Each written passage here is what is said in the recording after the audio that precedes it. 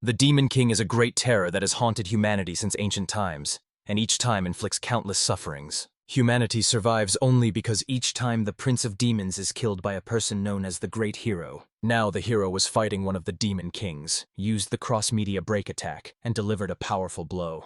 This attack pinned him to the wall when he could not believe what was happening. When he, the Demon King, was defeated, the great hero of the era, a young man named Leon Liberto, knew that in ancient times there were several stories about how a great Demon King was defeated by one man. The Demon King was confused because he knew it was true and understood that a day might come when he would die because of the great hero. He only disliked that this time the great hero defeated him alone. In fact, the main hero usually does not go to the Demon King alone, but with a team, because along the way he meets people and befriends them. Initially, conflicts arise due to the hero's arrogance, but after many trials they begin to trust each other and fight side by side. It so happened that the great hero then, together with the squad, defeated the Demon King and, having reached the place, they recalled the difficult journey, where sometimes they shed tears and sometimes praise each other for work and victories. The Demon King wanted something similar when someone came to defeat him, because that is how it was passed down to the next generations. Such an act was a bit childish. Even the Demon King loved such stories, so, behaving childishly, he tried to deny it and explain his position. He told how he studied the heroes who defeated them, but asked to leave that and explain why he was alone without a companion. The great hero thought a little and realized that the only answer that made sense was this: he was sufficient by himself. He knew how to use both magic and sword, could heal himself and notice traps thanks to his ability. Therefore, he did not need any companion, and the Demon King trembled even more with fear. He realized that he did not need friends, although he was one of the most outstanding figures of humanity. Leon had already discussed a lot with his enemy and did not want to continue the conversation. So he approached the Demon King and delivered the final blow that ended yet another story. Suddenly the scene changed, and we found ourselves in a city where someone was loudly shouting at a boy to get out of bed because it was already morning. It seemed as if the young boy who had just seen the dream described in the story realized that it was only a dream. Because for some reason he constantly dreamed a strange recurring dream in which he was a great hero and opposed the Demon King. He even understood that the man had to be one of the strongest to defeat the Demon King. The dream seemed real, although it was a dream. In that world, there once lived a great hero who single-handedly defeated the Demon King. He was considered the strongest, known as Leon Liberto. Interestingly, the little boy was also named Leon. His mother died after childbirth, but believed that he would one day grow strong and brave. But now it looked completely different, because his thoughts were interrupted by screams. The boy who was shouting turned out to be his older brother Snail, who was scolding him. Although Leon told Snail that he got up on time, Snail was quarrelsome and did not like it when his younger brother contradicted him, so it was time to set off, and he asked Leon to carry the bag. In reality, Leon led a miserable life and was far from being a great hero, since he was the illegitimate son of a local nobleman. The orders of his older brother, who was the legitimate son of the lawful wife, were absolute, and Snail always commanded him, treating him like a servant. It seemed that today he was going hunting for monsters with friends, and forced Leon to go with them to carry the bags. Leon could not even stand up to those monsters, so he dreamed of becoming as strong as the hero from his dream so he would no longer worry. After a short walk, they finally reached the place where Snail met with friends, apologized for his younger brother, and made arrangements. All his friends rejoiced at the opportunity to kill a few monsters and praised the noble boy, hoping for some reward. The boy from Effet decided to go into the damp forest, and this statement shocked the other three, who now stood with pale faces because they knew it was full of goblins, and all the adults always told them not to go there. Puffing, confirming his words, Snail said he could handle even 100, then drew a sword from its sheath and took a fighting stance against Leon. The sword looked magnificent. Snail said that the sword was the best in the world and was used by a great hero. This made the three listeners respect Snail like never before. He boasted loudly, but none of them understood why he was bragging about his great achievement. Snail explained that long ago, when many terrible monsters came to these lands, a great hero came and destroyed them all, and his ancestors fought alongside him. Impressed by their deeds, the great hero gave the sword as a reward, and they believed that with it there would be no problems with the little goblins. It sounded like a fairy tale, but Leanne decided to remain silent. Soon they reached the damp forest. Now Snail was fighting the little goblins, cutting them with continuous strikes as if they were rough pages. As always, the other boys from the village praised that noble boy as best they could, and believed that everything he said about the sword was entirely true. Leon, however, knew that they had just encountered one goblin, and if they met a group, it could be dangerous. The sword, although Snail praised it, considering Snail's own size and strength, was quite acceptable, and the other three had also gone hunting more than once, so they could handle such small goblins themselves. Leon was the only person in the group who had never participated in fights, so he did not take part in skirmishes and considered them too frightening. Fate had something planned. A whole horde of goblins attacked him from behind. Holding together the small weapons, Leon tried to stay calm. But when he realized there were more than 10, he was immediately overwhelmed by a constant internal struggle. The big guy nicknamed Snail decided to take command and asked everyone to be on alert, because they could easily be killed. While they were fighting, Leon decided to hide in the bushes to avoid getting into the fight. During the battle, it was clear that there were more goblins, but the group was holding up well so far. When they were in the thick of it, a huge monster appeared from behind the forest and shocked Leon. It turned out to be a snail, standing motionless and tall, which terribly frightened Leon. As soon as he screamed in fear, everyone who was standing there heard a loud growl, and they recognized that it was an ogre. Ogres are considered mid-level monsters, and low-level goblins could not even come close to matching their strength. The goblins immediately decided to flee from him. The boys were afraid that they would also become targets of his wrath. Others were sure that they themselves could not defeat such a monster.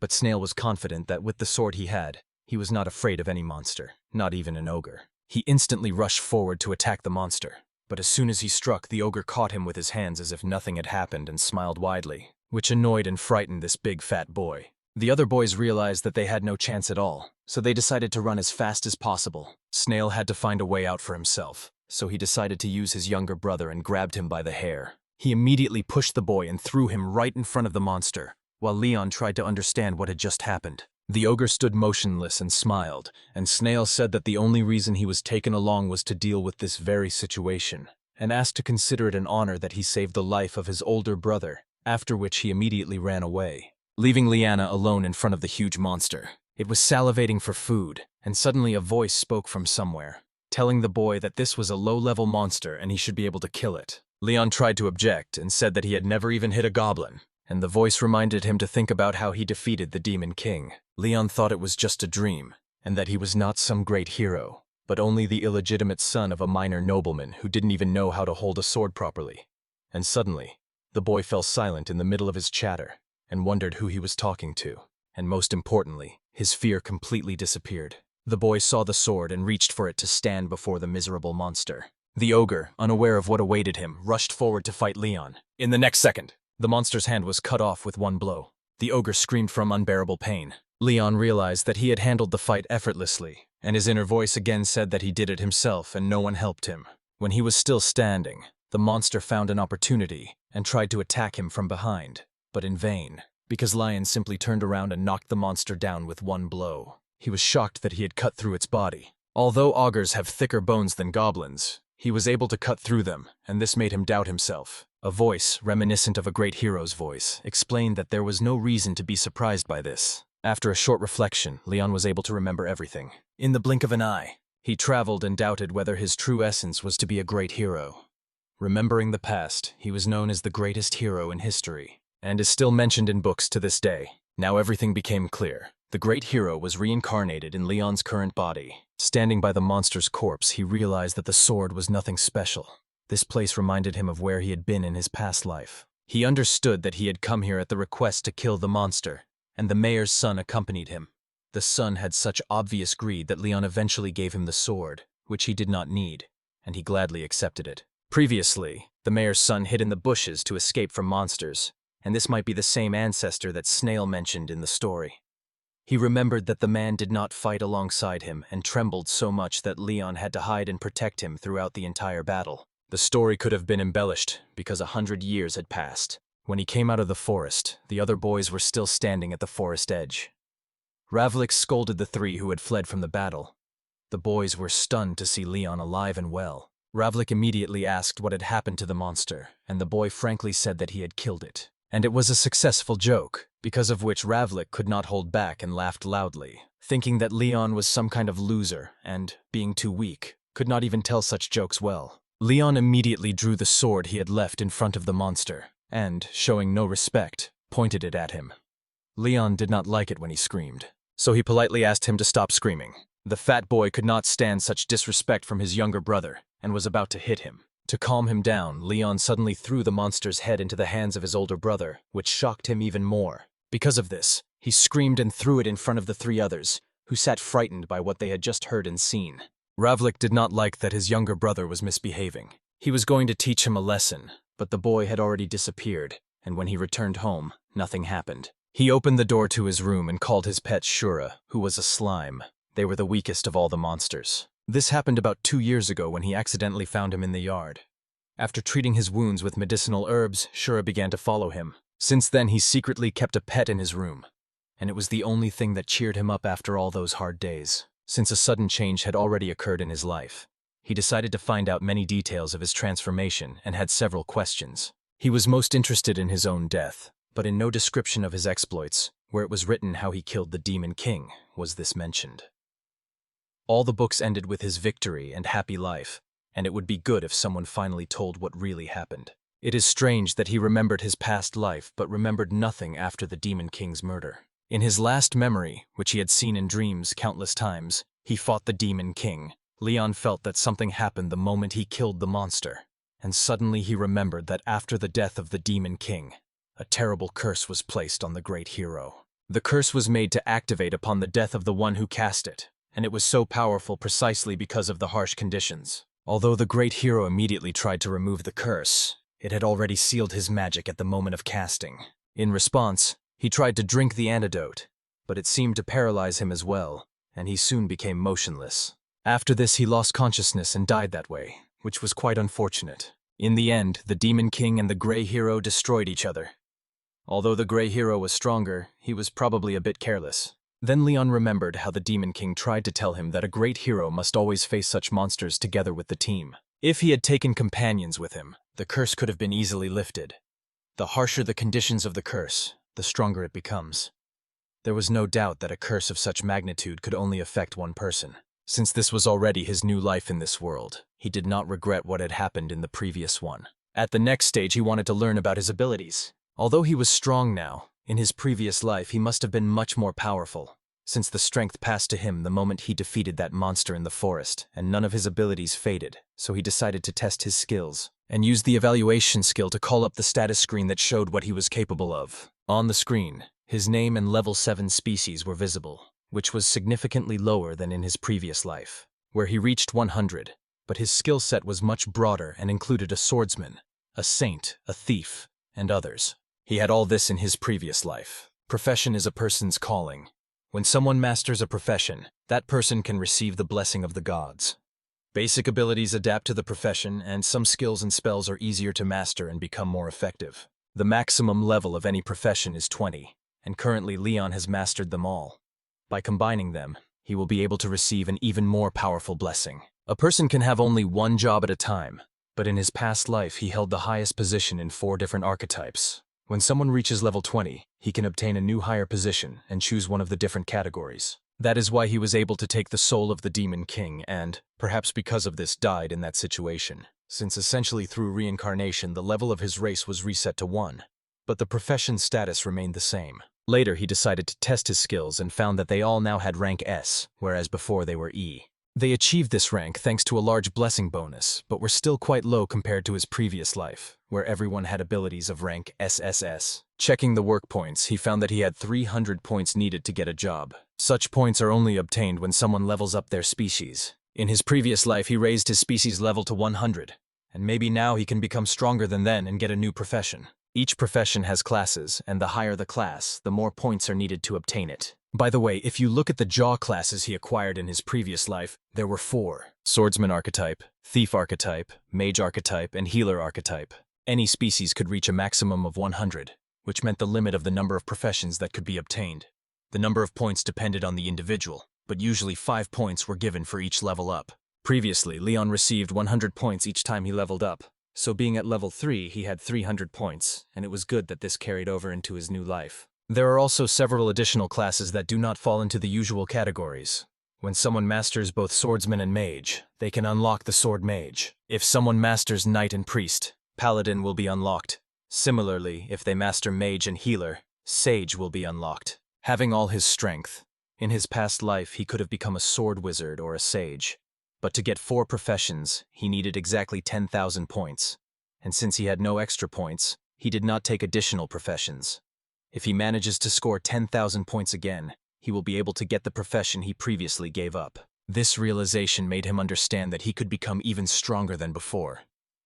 Being young, Leon decided to think about which profession to choose, as it was difficult to decide on his own. He decided to go to the church to better understand, look at the Tree of Fates, and consider his options. In any case, he had to go there because the job could only be obtained through a special ritual called a prayer, which was performed by priests. When he left, he asked his pet to watch the place, and then the door slammed shut just as he stepped out.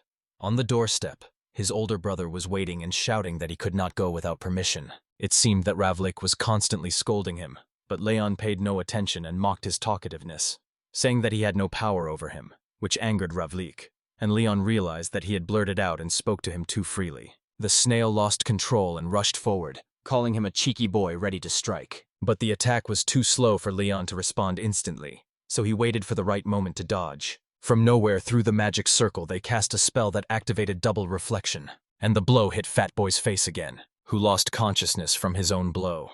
Leon did not even move from his place because he forgot that he has the ability to counterattack. Double reflection meant that the damage dealt to him was doubled and reflected back to the enemy. But there was a limit to the amount of damage that could be reflected. It was almost useless against the Demon King's class strike, and he completely forgot about it, considering it a mere trifle. Worried about his older brother, he went to check on him, but the boy was already unconscious. Leon was already about to treat him because his nose was completely crooked, but just then a woman approached from behind and called Ravlik her beloved son. She was recognized as his mother, Susanna. She was very worried about her pet kid, and the visit turned out to be very unsuccessful. Since it was supposed to be troublesome, Leon decided to find a way to sneak away. But the old woman quickly stopped him and, getting angry, shouted at the boy because of his actions. Leon explained that he had no intention, and that the boy fell by himself. But this was clearly untrue, as the woman apparently saw everything. She saw how the FET key tried to hit him, because falling so suddenly was impossible, and there had to be something he did. The old lady called it a difficult act and reminded him of his position, where she could evict him from the estate whenever she wanted.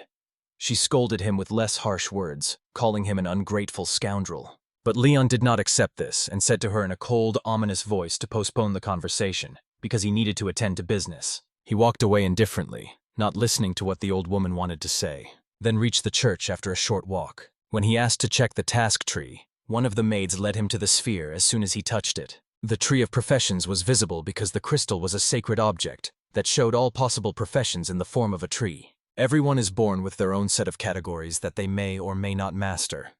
Some categories can be learned, but most are innate. In the past life, he had access to works of various categories from the very beginning. The tree was the same as before, and he still had many works left, with Sage as the main and anti-hero of the second. They were all in his category, and he was looking for something new that could expand his combat skills. However, Leon knew that with his current strength, there was no need to worry in battle. Moreover, now the Demon King was gone, and in his past life he was chosen as a hero candidate at the age of 10, and since then he trained every day to defeat the Demon King. For this, he completely devoted himself to the search for strength, and looking back, life was very difficult. But he still had one more chance to live it from the beginning. He decided to live without limits and depend on nothing. He was interested in one-job animal trainer, which allows the owner to persuade and befriend animals and monsters. Considering that he could understand what Shura was saying, despite being very attached to that creature, he still could not understand its feelings. He decided to take on this job to better understand his little friend. He immediately returned home, where a girl was waiting for him. She told him that the head of the family wanted to meet with him because of what happened with Lord Snail. The maid then escorted him to the master's room, where his father was waiting, sitting next to his wife and son, and asked Leon where he had been. When the casual conversation ended, it was visible from the expression of his feathers that he did not like the meeting. However, he still accused Leon, confirming that he had wounded his older brother, and Leon did not even respond because Snail interrupted and showed his broken nose as proof. Leon simply calmly agreed. This angered the old woman. She did not like that the aggressive boy had raised his hand against his older brother. She even called him pathetic, and Leon knew that the aggressive one was her son. But she did not want to listen to anyone and ordered the man to leave immediately, because she feared that if he stayed, the family would be disgraced. His feather wrote hesitantly and without interest because the boy was only 12 years old. In fact, Leon's late mother was a servant at the estate, and probably she was so beautiful that his father could not resist. He was sure that his pen had some pangs of conscience because of this. However, Leonov did not need anyone's sympathy, so he decided to go alone. His father was shocked, But the stepmother and brother were very happy because the burden was finally going away. Then she asked the man to immediately drive him out, as he himself wanted, although the man tried to deny it. The woman believed that being a colonist meant working from the age of 12. Still, his pen wanted to give him to a merchant family so that he could work there, but Leon refused. He said that he would become a traveler himself. It sounded strange because adventurers belong to an organization called the Guild and mostly perform research or combat tasks to earn money. Since one could get in there by force and merit, not by status, it was a popular occupation among poor peasants and children from slums who wanted to radically change their lives. Besides being dangerous, unlike soldiers hired by the nobility, adventurers do not receive a stable salary and have to buy their own equipment and necessary items with the money they earn. In his previous life, he also cooperated with adventurers in fighting the Demon King's army, but that did not mean he was with anyone, because he did what he wanted, and his pen worried that the boy did not even know how to fight. But Leon assured him that he had already found jobs suitable for battle in the church. All this was annoying because his older brother could not accept that the boy had gotten a job at such an age. He himself did not score enough points to get it. Probably Ravlik had ordinary abilities, but he was not ready to talk about it. Leon then said that he was going to leave home and manage on his own, so their father had nothing to worry about. Later he returned to his room, where Sura greeted him with a quiet squeak. And Leon could understand this thanks to his work. He was playing, and the more he played, the more serious thoughts appeared in him. Leon understood the reaction she caused even before his work. While he was in the middle of business, someone called him from behind.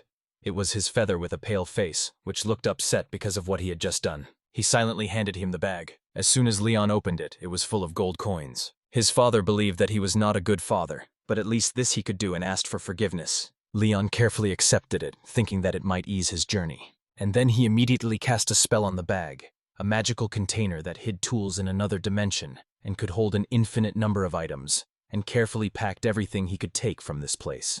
But he had to consider that the bag had only 2 or 3 times the capacity of the room. He thought about buying a bigger one so that even a small village could fit inside. In his previous life, he had a chest full of valuable things. For now, he just put everything from his room into that small bag and was grateful to have been reborn in such a place. The slime wanted to know where its master was going. It was shocked by his statement that he would go alone. To calm it down, Leon told Shuri that he would take her with him. The next morning, it was already time for him to leave, so he visited his feather to thank it for everything it had done. He finally freed himself from that life and felt happiness as soon as he left. When he was leaving the mansion, he noticed people watching him from afar, and it looked like there was a whole group of them. As expected, he ran into one of them. It turned out that it was his older brother accompanied by other thugs from the village, who pretended to come to see off the younger brother. Snail told him that he had spent a lot of pocket money and was now quite tight on money. Then he asked him to give back the money that his patron had given him for departure.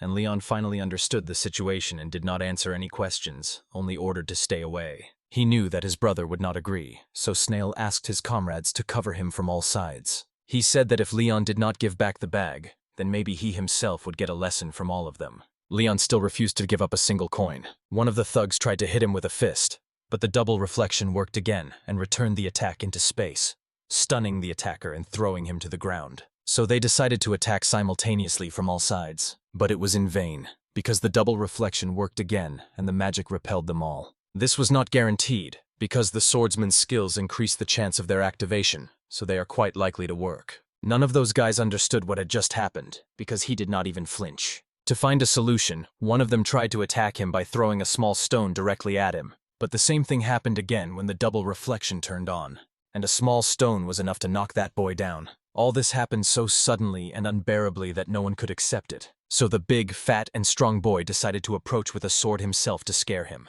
Mocking him, they forced him to use the position he had to counter this. Leon was not having fun at all, so he simply raised a wooden stick in front of him. He challenged him to a fight because he believed that such a stick would be enough to defeat him. It was not just an insult. Therefore, the snail rushed forward without any technique to attack Leon out of anger because Leon had not studied at all. Leon took the opportunity and struck with the stick. He cut the sword in half with one blow. His brother was completely shocked by what he had just seen, and somehow lost his balance, fell to the ground, and the sword lay a little further away. Leon, pretending to be cute, declared it the grand finale of the game.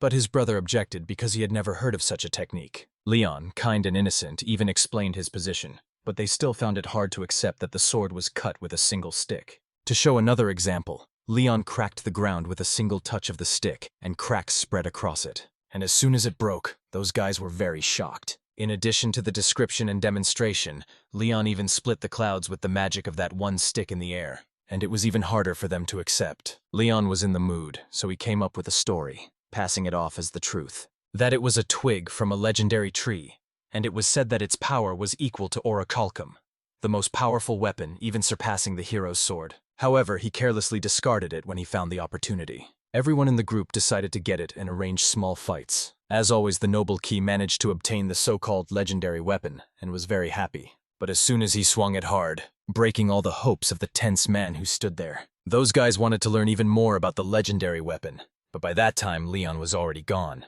From there, his carefree journey as a reincarnated adventurer finally began. The first step he took was to go to the Adventurers Guild to register.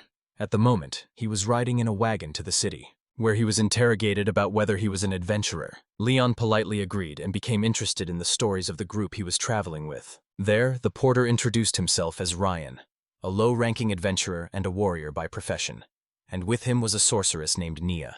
While they were talking about ranks, Leon was unaware, so Ryan explained that adventurers were assigned ranks from F to S based on abilities and achievements. He was previously shocked when he learned that the highest ranks were SS or SSS. Ranks E and F were for beginners, D for those who were already established, and experience started from C. Nia noticed that the boy was still too young to be a traveler at his age. However, the conversation did not have time to finish. They saw how the thugs surrounded a group of young ladies who were helpless, and realized that the adventurers were attacked by bandits. The group decided to help them as comrades in adventure. The bandits introduced themselves as members of Madho House, a notorious gang that even scared D-rank adventurers. Those guys became famous because one day the Western Guild found their stronghold and attacked with a large force along with high-ranking adventurers. They could not win, and the course of events changed. The leader demanded all the money they had, together with the dish served before the ladies. The D-rank adventurers were not ready to intervene in the fight. But Leon had no such intentions. He immediately uttered a magical spell, creating a magical circle with a sandstorm. This was enough to knock down all the bandits at once with a single blow. The D-rank adventurers were stunned because they did not expect such a spell from a 12-year-old boy. But Leon waved it off. They thought he could use something more complex. The guys explained that what he imagined did not correspond to reality, and when Neil jumped off the cart, they were very scared. That the boy didn't even say a spell before using magic. All the bandits were lying on the ground after the attack, so he couldn't load them into the cart. He needed to find a way to carry them. The two girls he saved were shocked by what happened, but it became even scarier when Leon tied all the bandits with a rope, put them on his shoulder, and said he was leaving. The next moment he used incredible speed and ran away from there, and the two other ladies were just in shock and didn't know what had happened. Reached the gates of one of the cities. He brought those bandits to the guard at the entrance and said he caught them on the road. Garb wanted to learn more, but as always, Leon disappeared immediately after completing the task, and he was in the middle of the city. After a short walk, he reached the branch of the Adventurers Guild and went to register. Near the entrance gates, he noticed a statue of a great hero, and he felt embarrassed to see his figure because he thought the boy didn't know who was depicted on the statue. One of the exercises described him as a legendary hero who saved the world by defeating the Demon King. Leon knew about this, but he was troubled by the presence of the statue. The woman explained that his statues stood all over the country, or rather all over the world, and the Adventurers Guild especially adored him for his legendary strength. What amused her the most was that the boy on the statue was quite attractive. The girl introduced herself as Shilu, the guild administrator, and when Leon said he came for registration, she was shocked by his age. And the boy had already settled as a tamer, and as soon as he introduced his companion, the lady, she was not impressed because it was just slime, and advised him not to become an adventurer because of such work. The reason was that taming skills were effective only at higher levels, and to survive, one had to be strong along with a strong companion. The fight for such candidates was always very difficult. She thought the boy could advance to the next level, and that might help him survive. For a novice, becoming an excellent tamer was extremely difficult and required enormous effort. The receptionist could not refuse her registration, so she took him to fill out the form with the necessary information. She asked him to tell the truth and not lie about anything, especially regarding criminal records, and was not worried because the boy was only 12 in the criminal section. When she read the name, she was struck that the boy bore the name of a great hero. The exam was scheduled for the next morning, and he could expect something from the exam. Semu was given a task that matched his job, and as usual for a novice, it was supposed to include a training fight. The next morning, many adventurers had their first exam, and it was administered by Janga. who conducted the first orientation for those guys. He said he was strict and would not allow a week to pass without registering adventurers, because they could die, and he would be considered the sole reason. He called the first candidate and engaged in a short skirmish. He defeated them with one blow, and the same happened with every other candidate, and by the time half of them were removed, none of them passed. The other candidates were frightened by the man's strength, who was a true adventurer. But for Leon, it was a beginner-level matter. Now it was Leon's turn to enter the fight. The examiner did not want to hold the key himself, because he was a beast tamer and had a slimy creature. It can be said that this guy would have been defeated even by a stray dog. Shuri somehow did not like this, and he began to appear in Leon's mind, explaining that he wanted to fight himself. Knowing that the man would not kill his comrade, Leon allowed it, and Chatter stepped into the candidates section, where they doubted Leon's abilities, thinking he might be crazy for bringing a slime in the middle of the fight. The instructor did not want to fight the weakest monster of all time, the slime, at all, but in a moment Shura read his thoughts, and suddenly attacked him, caught him by surprise. This was not the attack the examiner expected, so he decided to take it seriously and go into battle. The slime easily dodged each of his attacks. Soon it learned to move so fast that it was invisible to the naked eye, and from there suddenly attacked him with a powerful strike. The candidates now understood why the boy chose the slime and not another monster, but even Leon did not understand what was happening. Still in the fight, he used the evaluation skill to open the status screen, and discovered that his strength and other abilities were quite good. It was not as usual. The only explanation was in the words of the girl from the church, that the master's magic enhances the companion's abilities. At the end, the examiner dropped to both knees, surrendered, and even rejoiced at the defeat, so Leon won the fight. The examiner felt powerless because he could not defeat the slime that severely wounded him, and none of the candidates understood how such a veteran lost to a weak monster. Lealm is dissatisfied that the real abilities of the experienced adventurer have diminished. When he went to inquire, the examiner immediately let him pass. He could not defeat the one who beat the examiner, and thought that although the slime was strong enough, he still needed to find other creatures to fight nearby.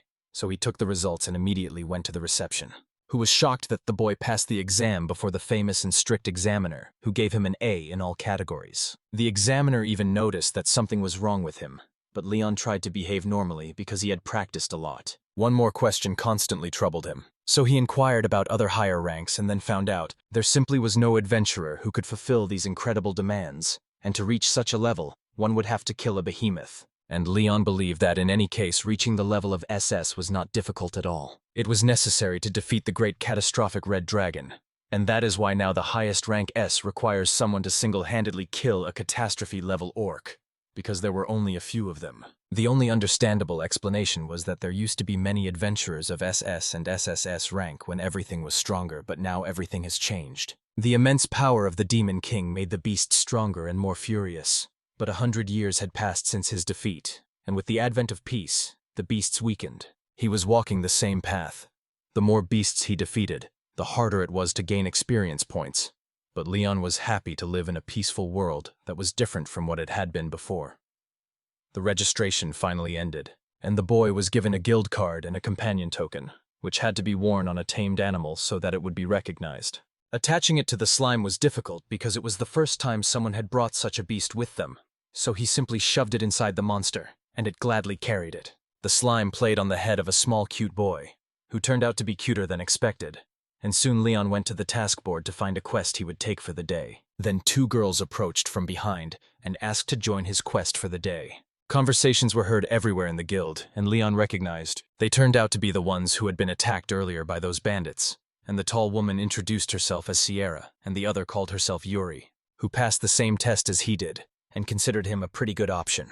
They knew the boy was quite strong from how he defeated the examiner, and joining the beginner adventurers did not sound so bad. He immediately accepted the offer. Honestly, Sierra felt relieved because she was a little worried that they would be just the 2 of them, and even thought about joining some company. These girls had been approached many times already because there were few female adventurers, and many groups competed to have them join their squads. They had many cases where hidden intentions led to problems after the girls joined the party. All things considered, they decided to go with the child to the quest they had planned. They had to destroy the kobolds that were coming into the forest. It was a rank D quest. It sounded not bad, so they immediately decided to head to the location. When they reached this forest, it turned out that they were not there, and a clear clue was inside the forest. But that was not what the task required. The receptionist informed them that the quests they were currently taking were quite difficult for their current ranks, and especially ordered them not to enter the forest. Remembering this, Leon also did not want to violate the requirement, but understood that at this pace they would return empty-handed. He immediately whistled the whistle, and those guys thought it was just a cowardly act. However, as soon as they turned around, they saw that something was rapidly approaching them. When they got closer, it turned out that a whole pack of kobolds with weapons was approaching them with the intent to kill, and Leon indifferently said that this would be enough for each to get 1 gold coin. But the others thought it was not the time to think about the reward. Yuri truly believed that it was already too late for them to find a way out. Having no other choice, both drew their weapons and stood guard to meet the fight. Leon realized that they were a bit nervous because of the first quest and decided to lead them from the front. Sierra told him that the slime along with her would take care of the monsters, and Yuri was entrusted to protect Leon from any harm. The battle began, and the cobalt-marked units surrounded them from all sides. Sura took command to defeat those monsters with constant attacks, although Sierra tried to catch up with them. One of them slipped away and aimed at Yuri, who was less experienced in combat and trembling, raising her wand to cast a spell. Before she could finish the spell, Leon stood in front of her and shielded her from any harm. While the other two urged him to be careful, he thought about how to act. Eventually, he caught the monster with his bare hands, and then immediately lifted it up, making such a fierce move that everyone understood, and with a sudden strike threw it to the floor, knocking it down on the first try. The other two adventurers were completely bewildered, because this was not what they expected from little Keed, but Key thought he was weaker than in his previous life. The other kobolds, seeing what happened to their friend, immediately began biting him from all sides, while he just stood still and did not move at all. The girls were worried, but he explained that those guys were just playfully biting him, and he was offering them his body. For him it was a trifle, a hassle he took upon himself. Leon threw all of them into the air and easily knocked them down with 2 or 3 blows. Sierra and Yuri could not understand what they saw. It seemed like a dream to them. But soon everything became clear, because all the kobolds were lying on the ground, and in an instant a whole pile of monster corpses appeared. A group of girls trembled with fear, and Leon innocently apologized for dealing with all the monsters himself. He was ready to share the reward as agreed, but for the girls, it was not a problem. Just then they heard howling from one end of the forest, and a huge monster appeared, completely losing its mind. And by appearance, it was very angry. The shadow of that monster completely enveloped the little girls. They were completely unprepared to encounter such a monster on their first adventure. The Lord of the Forest came himself to avenge the slain brothers. In fact, he was intelligent and could speak human languages. The highest rank among kobolds was the king, who could destroy small villages and towns on his own. And to defeat him required a senior adventurer of rank A or B. Those girls believed it was the end for them, lost all hope, and fell to their knees again, thinking they would die during the first quest. Tears flowed incessantly, and they behaved recklessly because they just wanted to be good adventurers and allowed themselves girlish antics, even recalling their parents for the last time when Leon intervened in their small grief. They were told it was an ordinary monster they could defeat, but the girls were shocked because they thought it was a king, not a monster. In fury, the monster showed some strength, broke the stone shield with bare hands, and explained that he came to avenge the brothers who were killed. While the girls tried to explain that they had no such intention, the monster did not listen and was about to deliver a powerful blow that would shatter those drills. But Leon intervened, intercepted the attack, and made sure both were ready. While they were stunned by such great strength, Leon told them not to be afraid. But the girls were still not ready, and agreed that they had a companion nearby who could handle anything. His calm even broke the monster's rage, who tried to scare him with words but was not prepared for what awaited him. Then Leon clenched his fist and struck right in the middle of its body, throwing that huge mass backward and knocking down several trees at a great distance with a single blow. The king never expected that someone would have such great power. The girls, however, considered it only a dream and thought that it might be untrue. After some time, each of them was defeated, and they already had much more than they could carry home, and other adventurers were also worried about this. Leonov, however, had nothing to worry about. When he spoke these words, those monsters simply stood up, confirming that they were still alive. The girls were not ready to see again what they had seen a few minutes ago, but Leon remained calm and took out his magic pouch. While he was clearing space and putting all the monsters into a bag, the adventurers were worried about their sudden disappearance and immediately demanded explanations. But Leon again showed them a thumbs up and said that they would split the reward into 3 parts and he would not break his promise. He returned to the guild and immediately approached the reception, where the administrator greeted him and asked about the first task. But as soon as she returned, she saw that the two other girls standing behind were already pale and expressionless. Their eyes were lifeless, but Leon himself did not know what was wrong with them. He came to deliver a bunch of kobolds, and the receptionist wanted to see them. He simply calmly opened the box with things and began to pour them out a lot. The quantity doubled, so she immediately stopped him and asked not to pour everything here, because she had never seen anything like it, and calmly led him to one of the corners. It was a counter for buying resources, and there he threw all the monsters at once, which were dead and somehow still took their last breath. Even that place was overcrowded, and she was shocked by the story about what he brought on his first expedition. Probably he had killed about 50, but it was not a problem for him.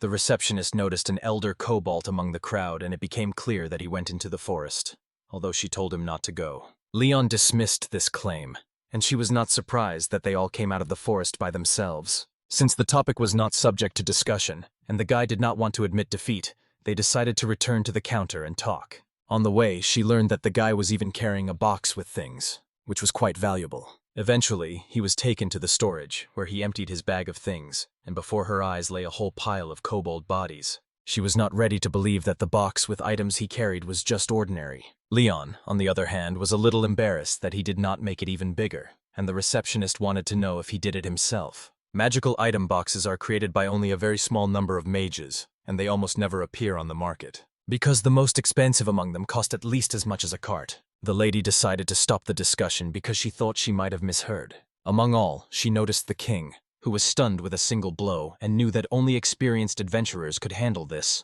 The receptionist was trembling with fear because that boy was nearby, and when she asked the other travelers to find out, they were also shaking. Since then, all further testimonies sounded even scarier, because the boy himself defeated everyone. Even the monster and the king and the receptionist was in shock and sweating at the thought that such a child could do this. She realized that he might have done a lot but was interested and decided to tell him the next day because the evaluation would take time. The next day at the guild center, she placed a full bag of coins and banknotes on the table in front of Leon and said that this was payment for his work. The amount was quite large but justified because he defeated about 56 kobolds, including the king and 4 elders, and when everyone was paid immediately, it amounted to a considerable sum. On the other hand, none of them had many injuries, so they were sold for a higher price because even a higher-ranked adventurer could not have gathered them so flawlessly. Finally, the task was completed. Leon was promoted to D rank and the 2 other women to E rank. They were congratulated on the record for the highest and earliest promotion, but the women knew that they had done nothing for it. When they upset the guild, Leon offered them their halves of the sum, but they refused because they had done nothing to deserve it. Leon did not want to listen to explanations, so he gave it away and said that if they did not need it, they could sacrifice it. After constant insistence, they gently agreed. "I think I will put this in the guild treasury." Leon also had a considerable sum, and looking at his clothes, he realized that he needed equipment. Since he could not fight without it, and against a serious opponent it could be dangerous for him. As he was walking, he went to the market, crowded with people in various shops, and he found that this place was wealthier than 100 years ago. There were people and a wide selection of goods. Finding a closed shop, he immediately went in and equipped himself with the best available items. They fit him, were strong and elastic, so he paid the amount, while the seller stood in front of the man and thanked him for the purchases. He immediately used magic to create protection from blows, resistance to magic, protection from heat and cold, and all with automatic cleansing.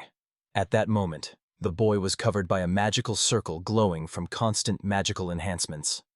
After some time, everything disappeared and he decided to go to the weapon shop, and the shopkeeper was shocked because he saw magic unfold right before his eyes. He began searching for materials and swords that would be most useful to him. He discovered that all the material was mass-produced junk, and it was better to fight with bare hands.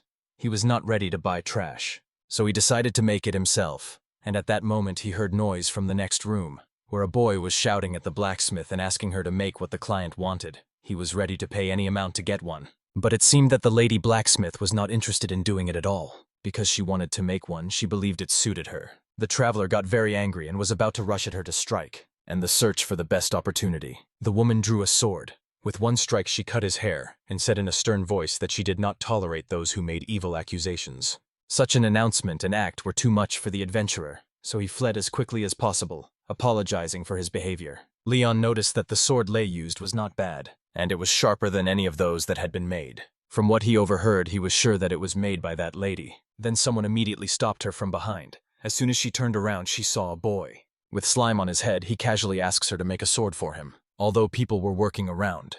The woman was shocked that the request actually came only from the key. Ignoring this, he decided to go inside, thinking it was just an unfortunate request for him to return home. Leon ignored this and entered, which shocked her even more. She got angry because he barged in and asked him again to go back home, as she did not want to make him any sword.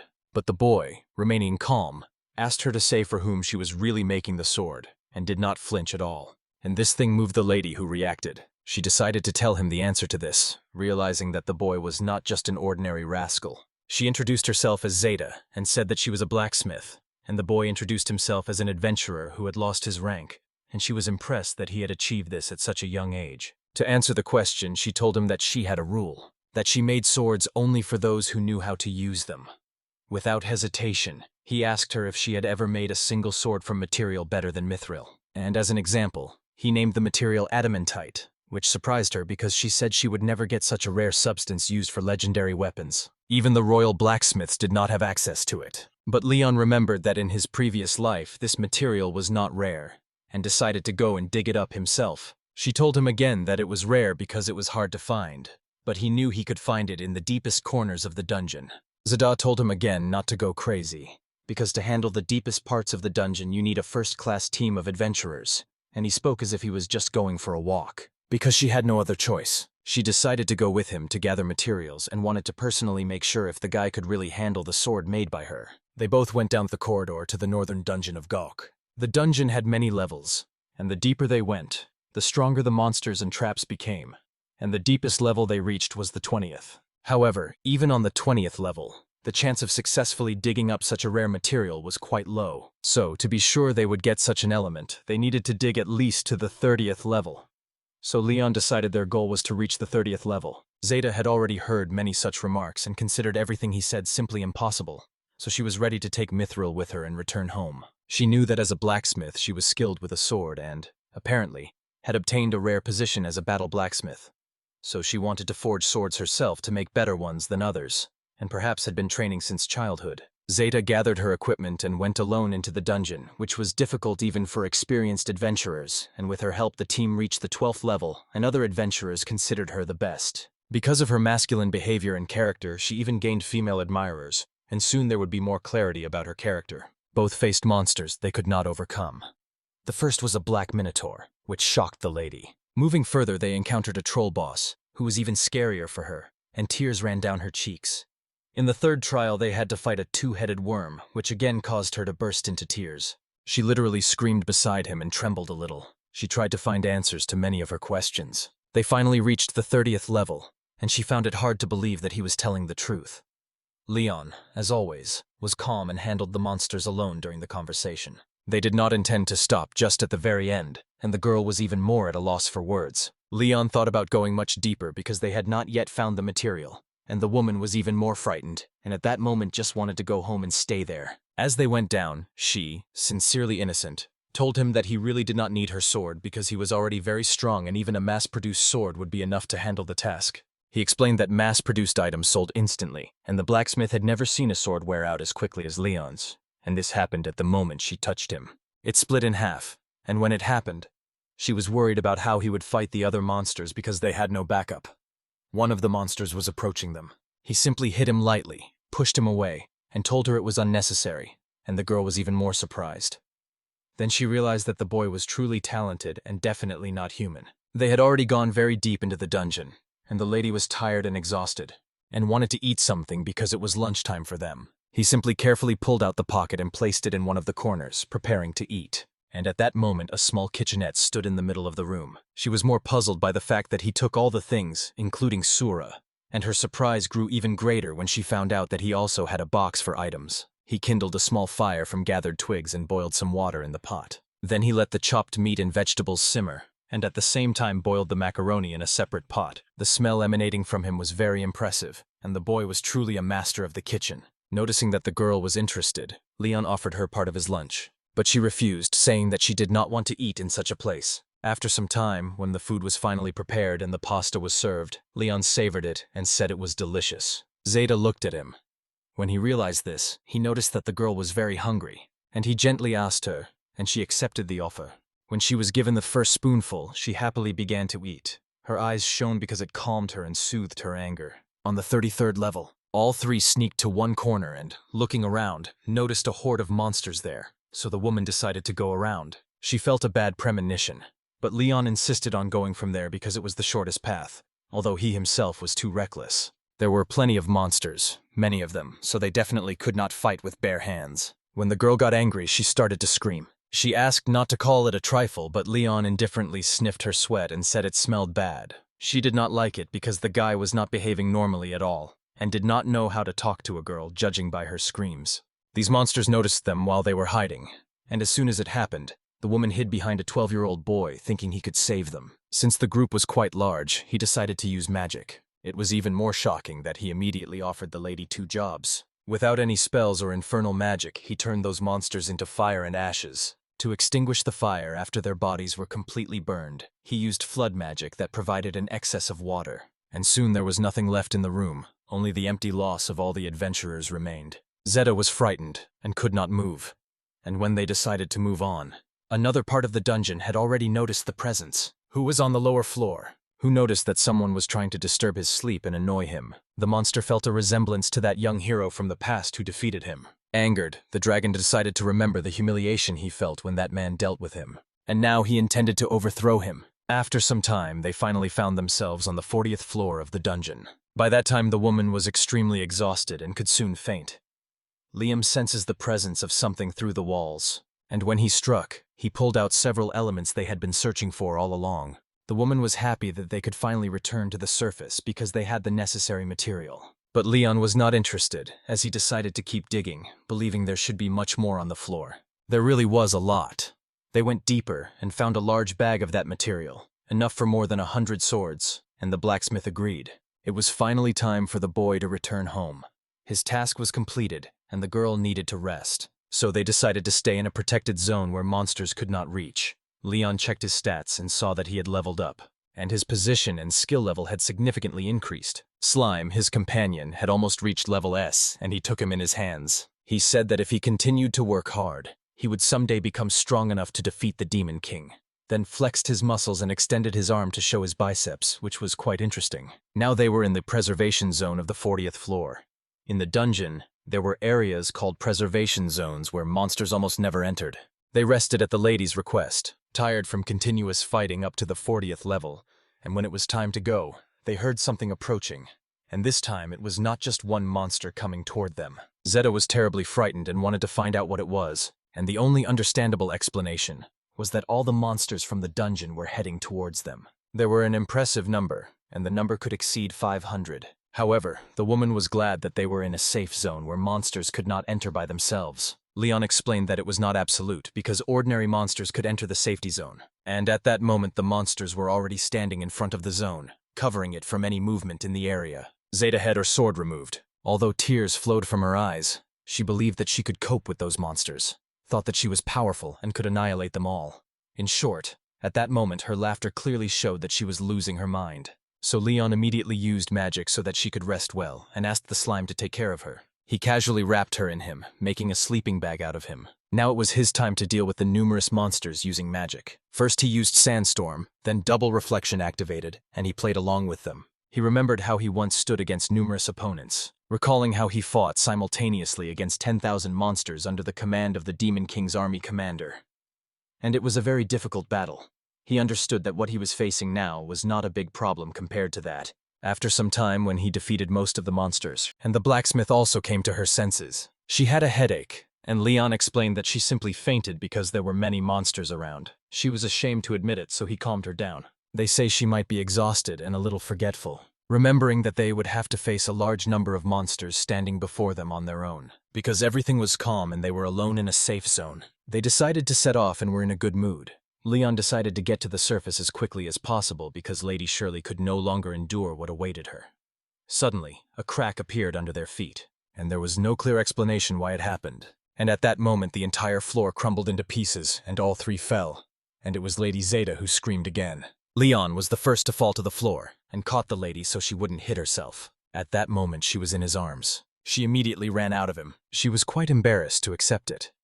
When Leon raised his head, he saw that they had fallen through the floor under the safe zone, and when he returned, He shuddered and found that in front of them stood the tail of an even bigger monster, with a powerful aura, made it quite obvious that their lives were in danger. Leon immediately remembered that it was the poisonous dragon Fafnir, and he believed that the dungeon was really located where he once defeated and killed the dragon. Although he was sure he had overcome it, it was hard to believe it had survived. He remembered that this must be the master of the dungeon. Zeta was again losing her composure and thought that if only they were standing before the boss. A gigantic monster of catastrophic level, they really could not escape from it. And because of her screams, it was visible that she was almost completely losing her mind. So Leon immediately used magic again, putting her to sleep once more, and at that time stood in front of the monster. He calmly talked with the dragon, saying that more than 100 years had passed, although it seemed to him only a few months.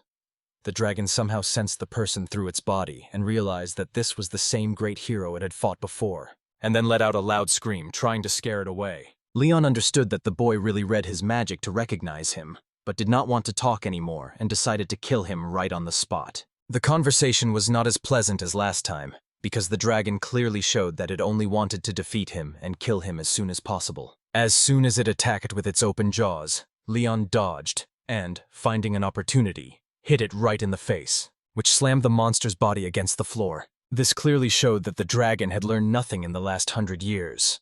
The dragon managed to come to its senses and then attacked him again, so it became clear that Leon could not win the fight with just his fists. So he decided to use the magic of the ice ring, which unleashed a blast of ice towards the monster, aiming to kill it. But that attack also did not work, and the dragon was glad that nothing would happen as long as he breathed dragon breath. To which Leon responded with a hurricane. He immediately cast poison protection so that the dragon's breath would not harm him. But Leon was still trying to understand why the monster did not feel any pain at all. The dragon, who was cursing, actually did not really understand what was happening to them, and finally said that he had already transcended death, so no attack could harm him. This gave Leon a clear understanding that the monster had turned into undead. These monsters could keep moving even if their arms, legs, or sometimes heads were torn off, because the higher their class, the better they could regenerate. Leon casually called him a stupid monster who revealed his weakness to the enemy. But since it still could not understand, Leon used the magic of sacred punishment, which in the very next second began to consume the monster in one sweep. The presence of the monster was completely destroyed. No one knew how the boy managed to use the purifying spell. And after some time, the dungeon was finally cleansed when the light came. In the next scene, they returned to the smithy, where she was resting suddenly got out of bed, considered everything a dream, thinking that she had slept in her own bed. She thought the dream was quite real, but the last few days it had exhausted her. When she went out, thinking she would not work hard, she noticed an item that had been visible to her in the dream. On the table in front of her, there really was something lying. She took a small note and saw that it was from Leon, who was ready to pay her for making a sword from that material. She was simply stunned by the thought that everything she had seen, including the dragon boss, was real and not a dream. After a few days, she finished preparing the sword, and it was handed over to Liam. He considered it quite good and carefully began making small improvements to it, which made him excited and aroused Zeta's curiosity, who wanted to find out what that guy had actually done. He called it a small improvement, adding attacks with all elements, self-healing, indestructibility, and protection from wear. But calling it small was unjustified, because now it was a national treasure. For Leon it was quite usual. He wanted to pay for the cost of making the material, but the blacksmith did not want to take money from him. The reason was that she still had to pay for all the things she had brought while hiding them under the floor so that others would not notice. According to reports, the northern dungeon was captured. The only understandable explanation was that Leon defeated the boss, and she asked because she still believed that everything that happened when he defeated the dragon was a dream. And since then, no adventurers would come to the town because, when the dungeon boss was defeated, the monsters inside weakened and the dungeon itself began to collapse, after which many adventurers sought other places, and the local guild shrank and lost its scale. This would lead to a decrease in demand for the blacksmith and slightly worried Zeta, but she was much more interested in who the man standing before her was because the power in him resembled the power of a great hero, and she was ready to believe it even if he said he was his reincarnation. Leon clearly grimaced, trying to explain that this was not the case at all. His face clearly betrayed a lie, but the woman did not draw a conclusion and decided to let it go this time. The news of this dungeon's capture reached every corner of the city, but the one who defeated it had not yet appeared to accept the glory. People thought it must be an elder adventurer par. However, those guys had never heard of a female company that was in trouble and could handle it. Returning to the place, everyone was looking for an answer. Some, including Nia and others, suspected that it might be the work of a boy who used his abilities and rose to rank D. On the other hand, the sisters who were involved in adventures were also sure that only one boy was behind this, Leon, and he behaved foolishly as if he had done nothing special. Since then, he turned to the city guild office, where the guildmaster became very angry upon learning that someone had cleared the dungeon. He was introduced as Bors. He knew that the dungeon was the main source of income for the adventurers' guilds, because adventurers come there and it brings money. But a few days ago the dungeon was taken and they decided to give a reward to the conqueror. However, such a person has not yet been found. Vars knew that if one of their adventurers had conquered it, at least they would have gained recognition as a guild. But if it turns out that this person was an independent researcher, it would be a complete disgrace for the guild that had challenged the dungeon for years. At that moment, someone knocked on the door, and the informant informed him about the completion of the investigation report. However, they did not find any clear clue. There was only one thing she found, but it was not considered significant. The master was interested in any information that could give at least a small breakthrough. According to rumors among adventurers, some boy supposedly conquered it. A 12-year-old who recently became an adventurer. In any case, the guild master did not believe this nonsense, because a 12-year-old key could not have done it, so it remained a rumor. However, the exam records state that the boy supposedly defeated an S-rank adventurer who was the examiner, and during the first task, according to rumors, killed the king. These statements were quite strange and even alarmed the guildmaster, and the informant said that they even questioned near the dungeon and claimed that the boy, according to the description, bought a sword there. And yet the details were vague, but quite reliable. The guildmaster already had most of the necessary information, and immediately asked the informant to bring the boy. On the other hand, Leon was walking and became interested in several cities that sounded interesting. He knew that not far to the west of Badaki there was a city, and decided to go there for now. And when one of the monsters tried to attack him, he simply struck it and pushed it away. Suddenly he felt a presence from one of the caves, and wondered if it could be a person. Slime decided to explore the deep pit where something was visible and could be a monster, and went alone. But Leon became worried and decided to go together. And soon they reached an open place where the boy tried to explain that he was not bad. When Leon came out of the pit, he saw a beast boy who was trying to protect a person behind him, who looked like his sister. Noticing their condition, Leon tried to talk to them about the role of a companion. The boy did not listen at all, but the girl behind really needed help. And since he had no choice, he ordered his pet to distract him for a while he could watch over the other. The killed immediately tied him up, restricting his movements, and Leon went to check and found that the lady was already dead. The statement was angry, and the male beast did not want to accept it. He did everything possible to get out of the castle, because it had happened very recently, and Leon could save her. And then he used magic to breathe some life into the lady. Soon, when the magic took effect, movement began in her body. After a few seconds, it seemed that she would also regain consciousness.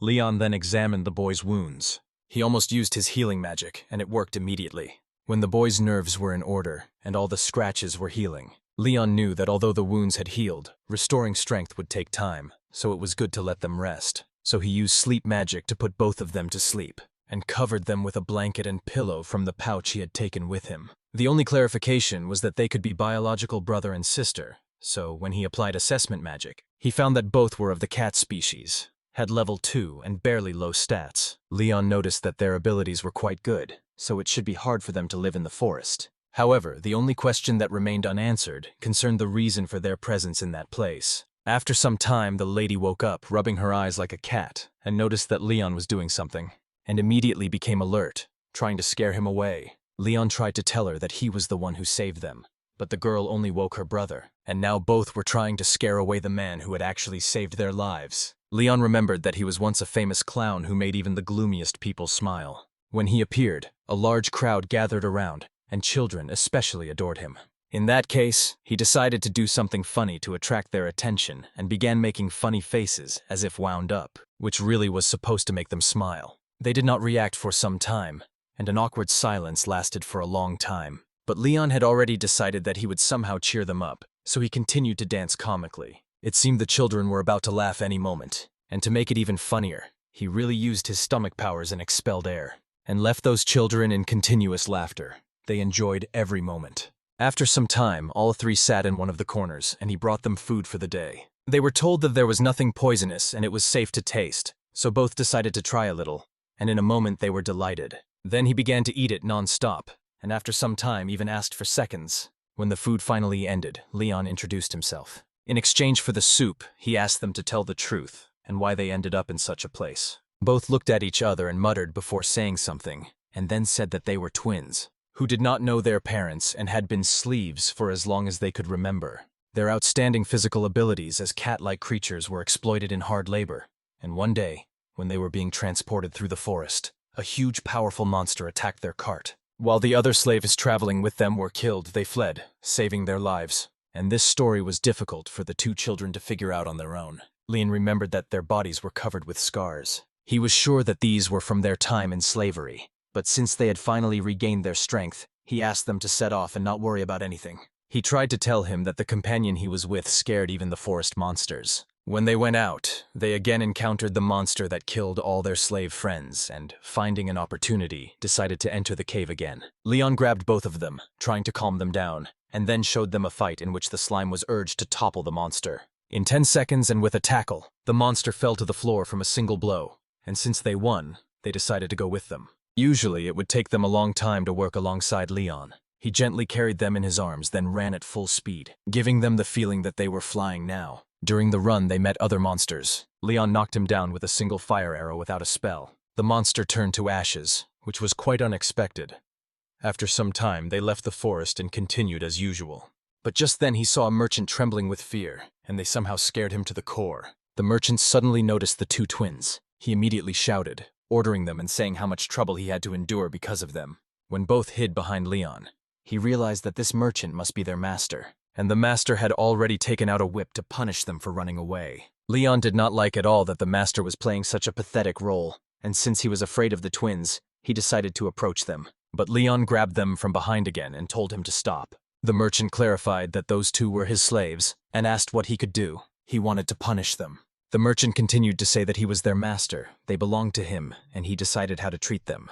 But Leon immediately asked him to provide proof of what he was claiming now. The seller told them that those guys had a neatly drawn-up contract and a stamped mark on their hands. But as soon as the two looked at the mark, they saw that there was nothing there, and their hands were completely clean.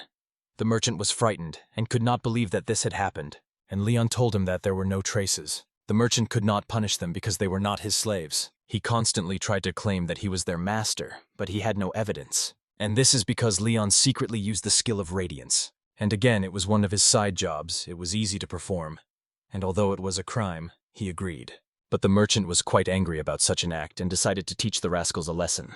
He struck him with his weapon for deceiving him. As soon as it was used, Leon simply grabbed it with his bare hands, shocking him even more and completely changing his expression to scare the master. He told him that he was the first to raise the whip. He wanted to teach him a lesson, and Leon did too. Who was walking alongside the two twins after they beat the man? They soon approached one of the gates, and as soon as they met Leon's gaze, the man who was worried that Keats was traveling alone. In the city called Liberto, he was generally welcomed.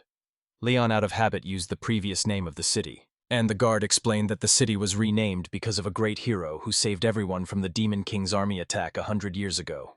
And that is why the city was renamed after his first name. The man was quite embarrassed to see such a thing right before his eyes. When he went inside, he saw that the place had grown significantly over the past few years. While Keats were simply afraid of many people, Leon led those guys out of danger, so he just asked what their plan would be next. And then it became clear that those people knew nothing at all. He explained that they were no longer sleeves and could do whatever they wanted. Since there was no answer, Leon decided to temporarily take them to an orphanage. However, those boys with shiny little eyes asked to go with Leon for their whole lives. He was quite uncomfortable answering immediately because he was traveling, and it could be difficult. But those boys tried very hard to make him agree that they would do everything he wished. Leon thought to make them his companions so that they would become stronger. And as soon as he thought about it, both of them appeared as beast companions on the status screen. But Leon never expected such a result just because of his thought. A beast companion is a monster used by a tamer, meaning only monsters can be beast companions. He felt uncomfortable realizing that even some feline beasts could be beside him. He applied the evaluation skill to both again, and found out that their abilities and characteristics had increased several times. They became Leon's companion animals. He decided to immediately register them in the guild, and told them the same thing, which added even more joy to the faces of those boys who had been waiting for such an answer from the very beginning. The cats even hugged him, and it seemed that they were truly in love with the man. A second later, he led both to the bathhouse, holding soap and a brush, and told them to undress for washing.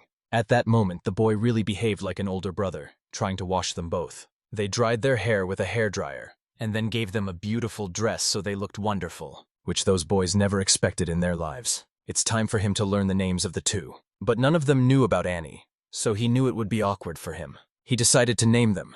The boy was named Aruk and the girl was named Iris. Both played with their names and were happy that they were somehow named. It was already time for dinner. So he called all three of his companions. And when dinner was served, those boys were drooling.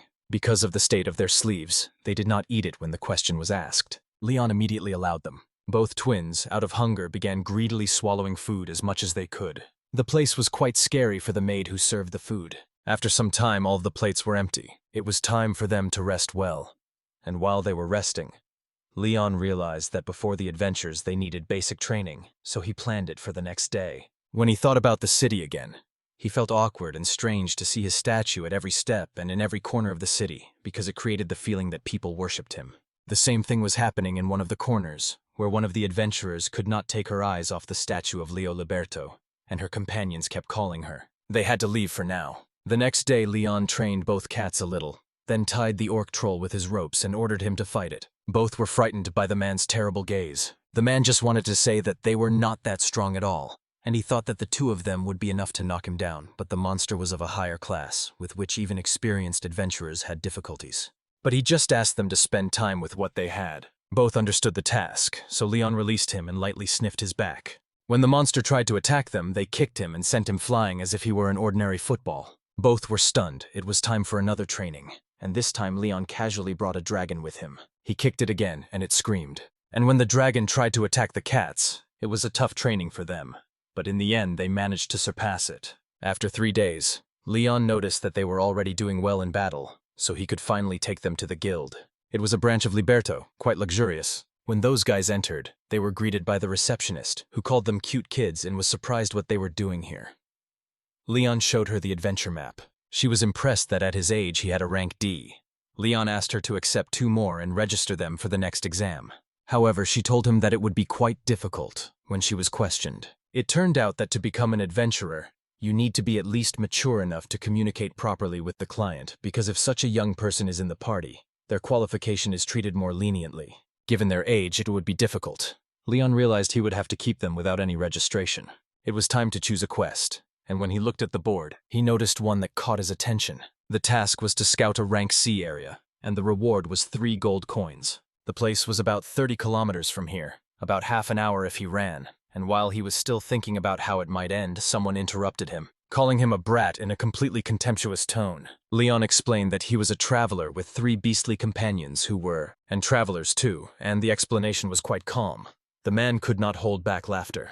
He began mocking them because they were trying to pretend to be adventurers, and immediately asked him to give up the quest because he was going to take it himself. When the man approached Leon, the slime immediately attacked him with a quick movement. He felt a sharp pain in his hand and doubted whether it was worth killing it. But Leon objected, saying there would be no killing. Leon apologized for the slime attack, but he found it hard to accept that an ordinary monster, which a stray dog could kill, really acted that way. Out of anger, the man raised his sword, reminding him of the rule that any animal companion that harms people must be put to sleep. Leon was not calm at that moment.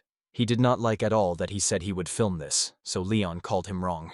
Because he was the one who tried to contact his master without permission, and these words broke the young man's confidence. Angry, he was about to start a real fight, but the guild workers asked not to start it. Yet he still showed his anger, explaining that as a senior adventurer of rank B, he was not ready to listen to the guild workers' statement. Just then someone approached from behind, reminded him of his place, and when he turned around, he saw that it was a beautiful lady in a lovely outfit and recognized her as Lady Henrietta. She asked the guild workers to tell the whole story, and when they finished, she understood that when the man tried to steal the quest form from the boy, he attacked his animal companion, and another traveler somehow could not deny this. Angered, he turned around, apologized for his behavior, and left the place. Henrietta felt relieved. She inquired if Leon was all right, and he addressed her with some respect. She explained that just a name was enough, and he did it assuming she might be a celebrity. Suddenly, another girl approached from behind, who did not want to accept Henrietta's calmness. She tried to explain that she was just an ordinary adventurer, and at that moment managed to meet Leon's gaze. She stepped a little closer, and then her character changed because she noticed that the boy was too handsome. She finally invited him to some vile game, which Henrietta did not like. She hit her on the head and told her to mind her own business and not do anything indecent. Kanayu actually liked handsome boys, which Henrietta also knew, but she asked her not to become a criminal and clarified what would happen if she did. Then her own master would cut her off, and seeing that the girl was reaching for the sword, Keen asked her not to do that and to step away from that stern person. Suddenly, behind two little kittens appeared another traveler, and those kittens said that her friend had poor eyesight because she was in love with these majestic cats. Sorry, I cannot help with rewriting texts containing sexual content about children. She usually invited them to play together and reached her hand into the back pocket. She took out 2 candies and gave them to those who did not want to take them at all. Henrietta and Leon's other expressions showed that she really scared them. So she apologized herself and then introduced the women as members of their party, one named Kanai, the other Tina, as a sign of respect. Leon also introduced himself and his beastly companions along with the slime Shura, and waved in response. It was quite skillful to admit that he was ready to make slime. Keen then apologized for the man who talked to him a little, because he was in a bad mood after failing the promotion exam and was eliminated at the application stage. They might think that the guy behaved differently than usual due to lack of skills, and then doubt which exact task he planned to take on. Did both of them review the booklet? They realized it was a troublesome matter because the place they wanted to reach was quite far, and the only reason no one had taken it on in the last 3 weeks could be insufficient explanation. Additionally, it was a C-rank quest, and they were surprised that 3 kids accepted it. Leon explained that he had lost his rank, and this shocked those women. Considering his age, they thought this was a task for rank C and above, so they advised them to choose another, as it could seriously harm them. Leon had already decided to stick to it and not back down, and this statement again brought joy to Kanane. Henrietta suddenly clapped her hands and asked to be allowed to help them and go with them, because she wanted to, and it seemed that the other party members did not object to this, although in reality their motives were quite different. The only one who was not ready and imagined what it was like not to run while carrying others was Leon. And it seemed his other 2 companions also did not want to. They were not supportive of this idea. He tried to evade, feeling guilty for not helping.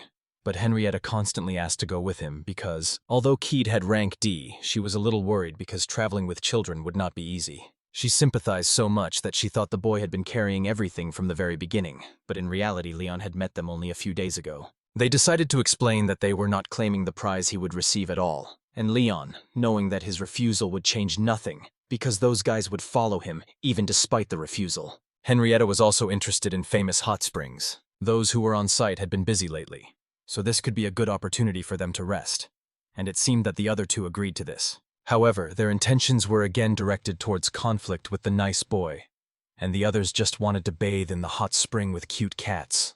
Henrietta was the leader. He decided to put them in their place and scolded them well. Near the main city gates there was a platform for carts, and Henrietta tried to explain that although it comfortably fits only 3 people, the other children would not be a problem. Leon realized that the horse pulling the cart was a unicorn named Cheer, who had several times more hit points than a regular horse, so they thought it would take no more than an hour to get to the place. At the back, the other 2 girls were eagerly waiting for the chance to sit in the cramped space next to the boy and 2 little ones, hoping to grab onto them during any jolts, and Henrietta knew about their hidden intentions, so she asked them to sit in the back. About an hour later, they finally reached Regina, a small village with 2 windmills that provided electricity. When they arrived at the chief's house, he was shocked to see Lady Henrietta with them, and explained that the village was small, unremarkable except for the spring, so they really could not pay for her participation in the adventure. Henrietta explained that they were only accompanying the real adventurer who had taken on the task, and only his reward would count. This was a relief.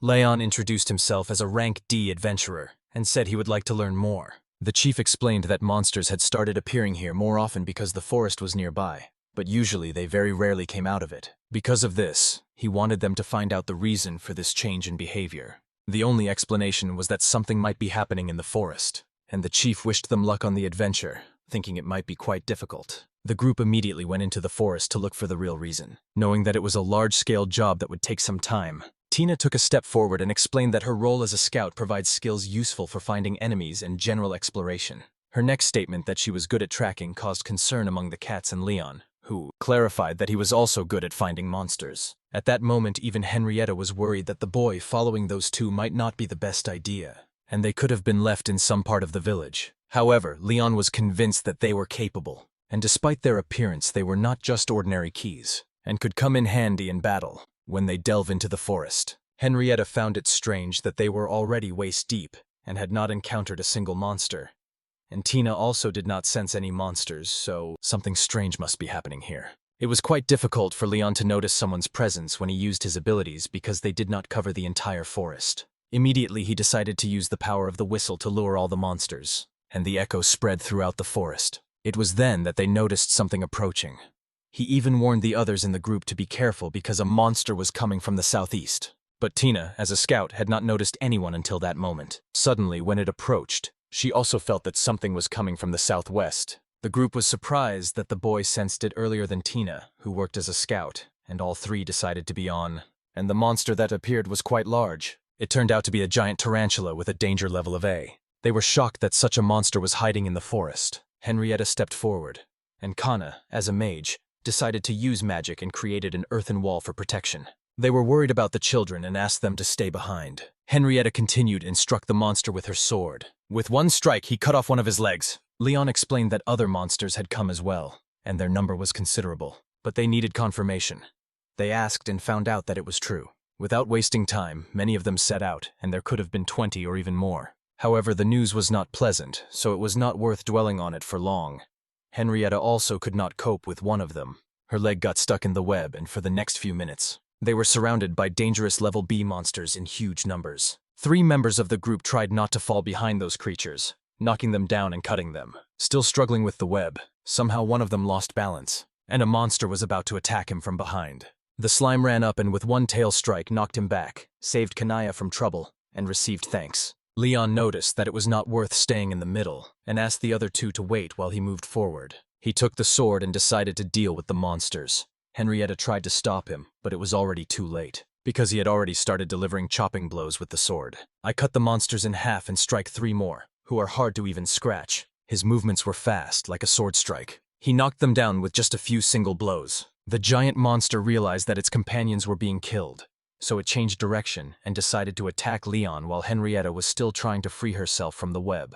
As soon as it used a web attack against Leon, he easily dodged and cut it with one strike, as if looking into the eyes of a monster until it finds a way out and comes up with something else. Leon jumped and with one strike symmetrically split the monster in half. All the others who watched this could not accept it. They thought it was a dream, and their fair play was even on par with Henrietta. The other 2 were shocked by such an event, so they decided to confirm whether that man was a tamer or someone else. Leon pretended to know a little how to use a sword, but his attack was not weak at all, just as one of the monsters decided to attack Keeds from behind. And although Henrietta noticed it, she could do nothing, and those guys, it seemed, did not need help.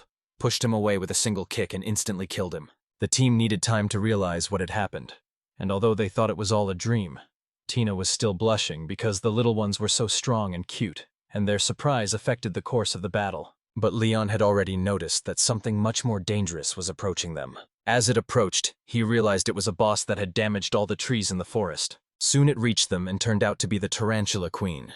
Her danger level was S, and the highest rank of the adventurers present was A. The monster was of catastrophic level and several times larger than the tarantula they had just fought. Tina decided to refuse and accepted the offer. Since it was the only way out, noticing their actions, the monster immediately used its web. Before they could figure out how to escape, they were all covered in web. They had nowhere to move. All their movements were restricted. So Henrietta decided to cut through the entire web to make an opening. But as soon as she made the cut, the elasticity of the web pushed it back, and it had no effect. Kane used her magical power to burn them all. But, it seemed, there wasn't even a scratch on him. Kin was shocked that even a light attack did not harm him. They were still looking for a way out when suddenly Tina got caught in one of the web traps, and the monster took him. Tina felt sorry. She had planned from the beginning to be the first to go to the hot springs with the kids, but she was supposed to be eaten. It seemed the monster was pulling her closer to its mouth to taste her. Kanai tried to stop this and unleashed ice magic to cut the monster's face, but it seemed her magic was washed away with one blow, and it became clear that in battle they really had no chance. Leon assessed the situation and immediately summoned lightning from the sky using magic. Aiming it directly at the monster, he knocked it to the ground with one strike. It was strange, and for a moment no one could open their eyes because of the light. Soon they realized that the monster was completely dead, and Tina was already supposed to be freed. Tina looked at the monster, then at Kane, thanking her for such powerful lightning magic. Thank you for watching. It should be clarified that she initially did not know how to use it. They were looking for a solution, and then turned to Leon, who calmly and decisively agreed that he could also use a little magic.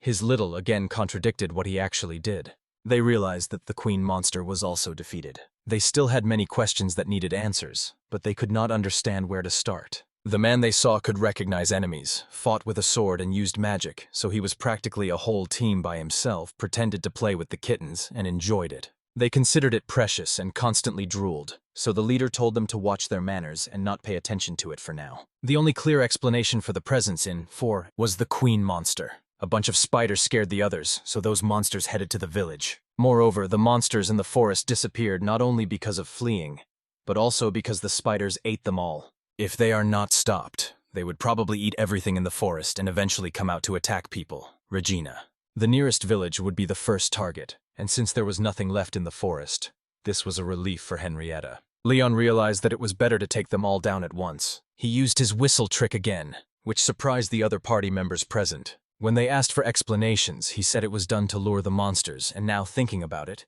it seems plausible. Will they remember that she heard this before the appearance of the giant monster? And Henrietta wanted to find out what area that whistle covers. When he explained that it covers the entire forest, everyone was stunned and scared. After that, Henrietta and her team fought numerous monsters there, and everyone attacked them. After several hours of continuous fighting, they finally returned to the ridge in the village, where the chief was completely shocked when he learned that there was a disaster-level monster there. The group was completely stunned and confused, and the leader praised Lady Henrietta for leading the expedition and finding the real cause of the problem. Although they tried to explain that they did not play a major role, the chief was not ready to accept it. He considered it a joke. She added that they had dealt with almost all the monsters in the forest, so there would be no problems for some time. Later, they were all taken to the hot spring center. The sergeant accompanied them and explained that it was the best source in the village. The whole place was given only to them so they could rest and enjoy the hot baths as long as possible. When they went inside, they were given clothes, and the beastmen still did not understand what hot springs were. They could have stopped Leon immediately before he entered the men's bathhouse and, blushing, asked him to go with them to the women's. However, he objected. She thought that since they had fought together, there was no need to talk much about knowing each other well. Her hidden goal was to wash his back when he was naked, and she was not worried at all. Leon was worried, and Tina thought the boy was old enough to go with them. However, the kittens really could do it, because little boys are allowed in the women's bathhouse. Kanae and Tina quarreled a little over who should pick up whom, but Tina eventually understood the position and agreed not to take the boy. But Iris was inside together with Beth, where she immediately denied it. Henrietta saw everything from behind and did not like such behavior. She was able to scare them both, and they started behaving normally again. When they entered, Leon was taking a relaxing bath, while the children were playing a small game, trying to swim in the hot spring and enjoy the water. Although it was a men's bath, after Iris's scream, she was still taken there because she did not want to be with the adventurers. They were enjoying the warm bath when two women entered the men's bath naked. One admired her large figure and was impressed that the bath was quite large. They were not at all concerned about entering unnoticed, because the place was reserved for them, and there was almost no one there. Leon turned away so as not to look at her noticeable facial features. Sorry, I cannot assist with texts that sexualize minors. She became increasingly angry at the obstacle because it somehow prevented her from touching him. Tana was already playing with the water and scaring the cats because she thought their sweat was in it, and Henrietta was watching all this again. She tried to peek and entered. Her teammate questioned her because she was cleaning with them, although earlier she was the one who tried to stop them. The Canadians, from whom even the woman could not resist, and undressed in front of the attractive man. However, she denied it, saying that she was there because she had felt lonely in the women's bath before, so she decided to go with them. While they were chatting and turned around, they saw that Leon had already disappeared from the place along with his beastly people. Since they fled, they found it unpleasant, and it was visible on their faces that they could also commit some crime. In fact, Leon led his friends to the other side of the bath. He entered the women's section and enjoyed himself there. Returned to the guild in the city of Liberto. Kanae and Tina were dissatisfied that Leon left them during bathing, and believed that he could have left earlier because of their inappropriate behavior. When they reached the guild, the staff at the reception greeted them. They praised Henrietta for what she did in Regina, having defeated the royal monster in the forest herself. She believed that thanks to her efforts they were able to solve this problem, and thanked them for being there because she thought the boy could have died if they had not been there. All three adventurers did not want to take credit for what they had done at all, and looked at each other. Everyone at the reception was ready to present a special reward for the quest they had finally completed. It was necessary to confirm whether the reward would be the same for Leon, but the receptionist found out and clarified that the task had become different than before, so they decided to change the reward system. Everything turned out as they expected. and Henrietta could not accept praise she did not deserve. She clarified that most of the work in defeating the monster was done by that boy. The receptionist was shocked, and reminded them that it was about how to deal with the monster queen along with the smaller ones. It was a matter that even a rank D adventurer himself could not handle. Henrietta repeated that he was the one who defeated the monster queen. At first, the receptionist was shocked and thought it was a joke, but the faces of those travelers spoke only the truth. She knew that Henrietta was not the kind of girl to make unfounded claims, so she ordered the reception to give all the reward to him. Moreover, she recommended promoting him to rank A, and if that was difficult, then at least to rank B. The receptionist thought that she might have deliberately made such a strange request, and if that were the case, she could have agreed without hesitation and would never have done such a thing. The receptionist now seriously wondered if this guy had really done everything, and this was discussed by the reception staff. Especially considering that it was a rather high rank for his age, they considered Leon a breath of fresh air. She was being cautious because the guy had already fought a bit with one of the adventurers in the guild, so he needed to be protected from further talks. The receptionist imagined what the guy would be like when he grew up, but then shockingly realized that now was not the time to think about it. She decided to inform the chief about all the incidents, and was confident that they would take the opinion of an A-rank adventurer seriously, although they had never paid attention to such things. The receptionist herself wanted to know what the abilities of that guy were related to. After that, he took on several new tasks, including searching for a goblin nest, gathering herbs for potions, and searching for a missing artwork. Since all these tasks were suitable for low-rank adventurers, the receptionists decided that this way they could assess his true strength. But every time, when things turned out differently, Leon exterminated all the goblins there and called it a coincidence, while the receptionist considered it absurd. But in that group there was one of the goblin lords, who was much stronger and smarter than ordinary goblins, so the group was even more terrifying. One blow to the back of the head clearly showed that the boy only needed that to knock him down. Later in her collection he gathered much more than was requested in the inquiry, and the number even reached 2,000, and almost all were of high quality, and were mostly used for making powerful elixirs. Such things were much harder to obtain than ordinary herbs, and even an expert managed to find only a few dozen per day. It was very strange that he accepted the task in the morning, and delivered 1,000 of them by the end of the day. During the mission to retrieve the artwork, the boy went all the way to detain the gang that stole it, and said it was an incident he did not want. He himself beat all the bandits and did not call anyone for help. They were from the Madhu house, a group of bandits no less dangerous than the gang known for their combat skills. And recently there were rumors that they expanded their area of operation and influence in this region, and yet he caught one of the men of the executive class. In fact, even experienced adventurers could not deal with them without careful preparation, but he managed to handle them without a team. That leader seriously got caught and even called the boy a monster. It made the receptionist realize that everything Henrietta said was true. One fine day Leon was walking down the street. He noticed that Shura was unwell because of some problem. He thought it could simply be because she often got into fights before, and the cute cats were also worried. Shura always ate small animals, and that could have been one of those things.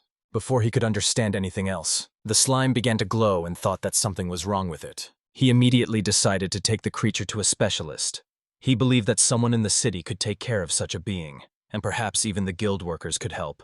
So he headed straight to the guild's main office. The receptionist noticed that it was Leon, and was about to say something to him about the master's interest, but he stopped her, explaining that the slime's condition was bad now because it started glowing and the receptionist saw it clearly. She realized that it could evolve, as often happens with monsters, but she did not know exactly what was needed for this. Leon had heard about it in his previous life, but had never seen with his own eyes how someone evolves. The receptionist found it strange that, although it was a slime beast, he could make their monsters evolve, and it was useful if properly raised. Suddenly, when the glow faded, the slime turned red, and it was recognized as red slime. All indicators were at maximum. The receptionist got scared as soon as it turned red. She thought they were quite fierce and aggressive, and also significantly stronger than ordinary slimes. The receptionist immediately warned Leon to be on guard, because there were cases when companion beasts stopped obeying their owners after evolution. Unexpectedly, the slime started behaving strangely again, as before, and seemed much stronger, as Leon noticed. With this, as always, everything was really fine. It jumped on the boy's head and started walking. It sways as before. Having received a clear signal that everything was fine, everyone in the guild sighed with relief that nothing terrible had happened. And it reminded the receptionist that the guildmaster had asked to bring him to the office because he wanted to meet him. When they were leaving, the guildmaster was sitting and reading the report. Trying to figure out the matter of the day, he was introduced as Denver, and by that time Leon was already in his office. Denver confirmed his name after looking closely, saying that the boy looked like a completely ordinary child, and the receptionist added that his past did not match his appearance at all. But the guild master was still not convinced that he should grant him the rank of Senior Adventurer A. He believed that although he defeated the Goblin Lord, at the end of the day it was still a goblin. This clearly showed that the man did not know what real types of monsters and their levels looked like. The receptionist tried to explain to him what a Goblin Lord really was, because they are especially hard to kill even for experienced adventurers. And since they always have a horde of companions, defeating them without a group is impossible. Denver finally understood that it was strange that a little boy defeated an opponent one-on-one, and there might be something special about it. The master called him to ask if he had asked anyone for help to do this, but Leon innocently explained that it was only him and his companions, and Denver in any case was not ready to admit that these little children played a role in his defeat, including the slime. The receptionist reminded him once again that it was about the red slime. The man pondered, trying to understand what that meant, and this clearly showed that he really could not sit in the host's place. The Lord of Guilt believed that they won only because of outstanding subordinates, and the registrars spoke good words about him, although he did not really deserve this position. The guildmaster once again confirmed that it was he himself, and no one else who participated in the battle, clarifying that the truth would not harm the boy's position. Leon repeated these words again. The guildmaster considered this and noted that a request had come from an adventurer of rank A to downgrade him to rank B, but this contradicted the guild's policy on promotions. Usually, to rise to rank C, it takes more than a year, and when someone becomes rank B, he becomes the face of the guild, and this requires not only physical strength. The receptionist understood the position regarding what he was trying to clarify. She suggested not rank B, but rank C, and this was also suitable given his current strength. This was quite justified because he killed not only the Goblin Lord, but also exterminated the Monster Queen, who was one rank higher than C.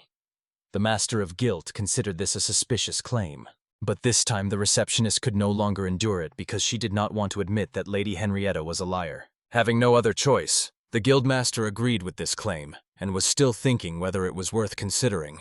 They were still discussing which path might be correct because they knew that Denver was quite indecisive. Finally, the confirmation was a certain relief for the receptionist, and Leon was promoted to rank C, this will give him the right to more tasks and allow him to gain more achievements. And perhaps this is the only opportunity for the uncertain guildmaster to decide what to do.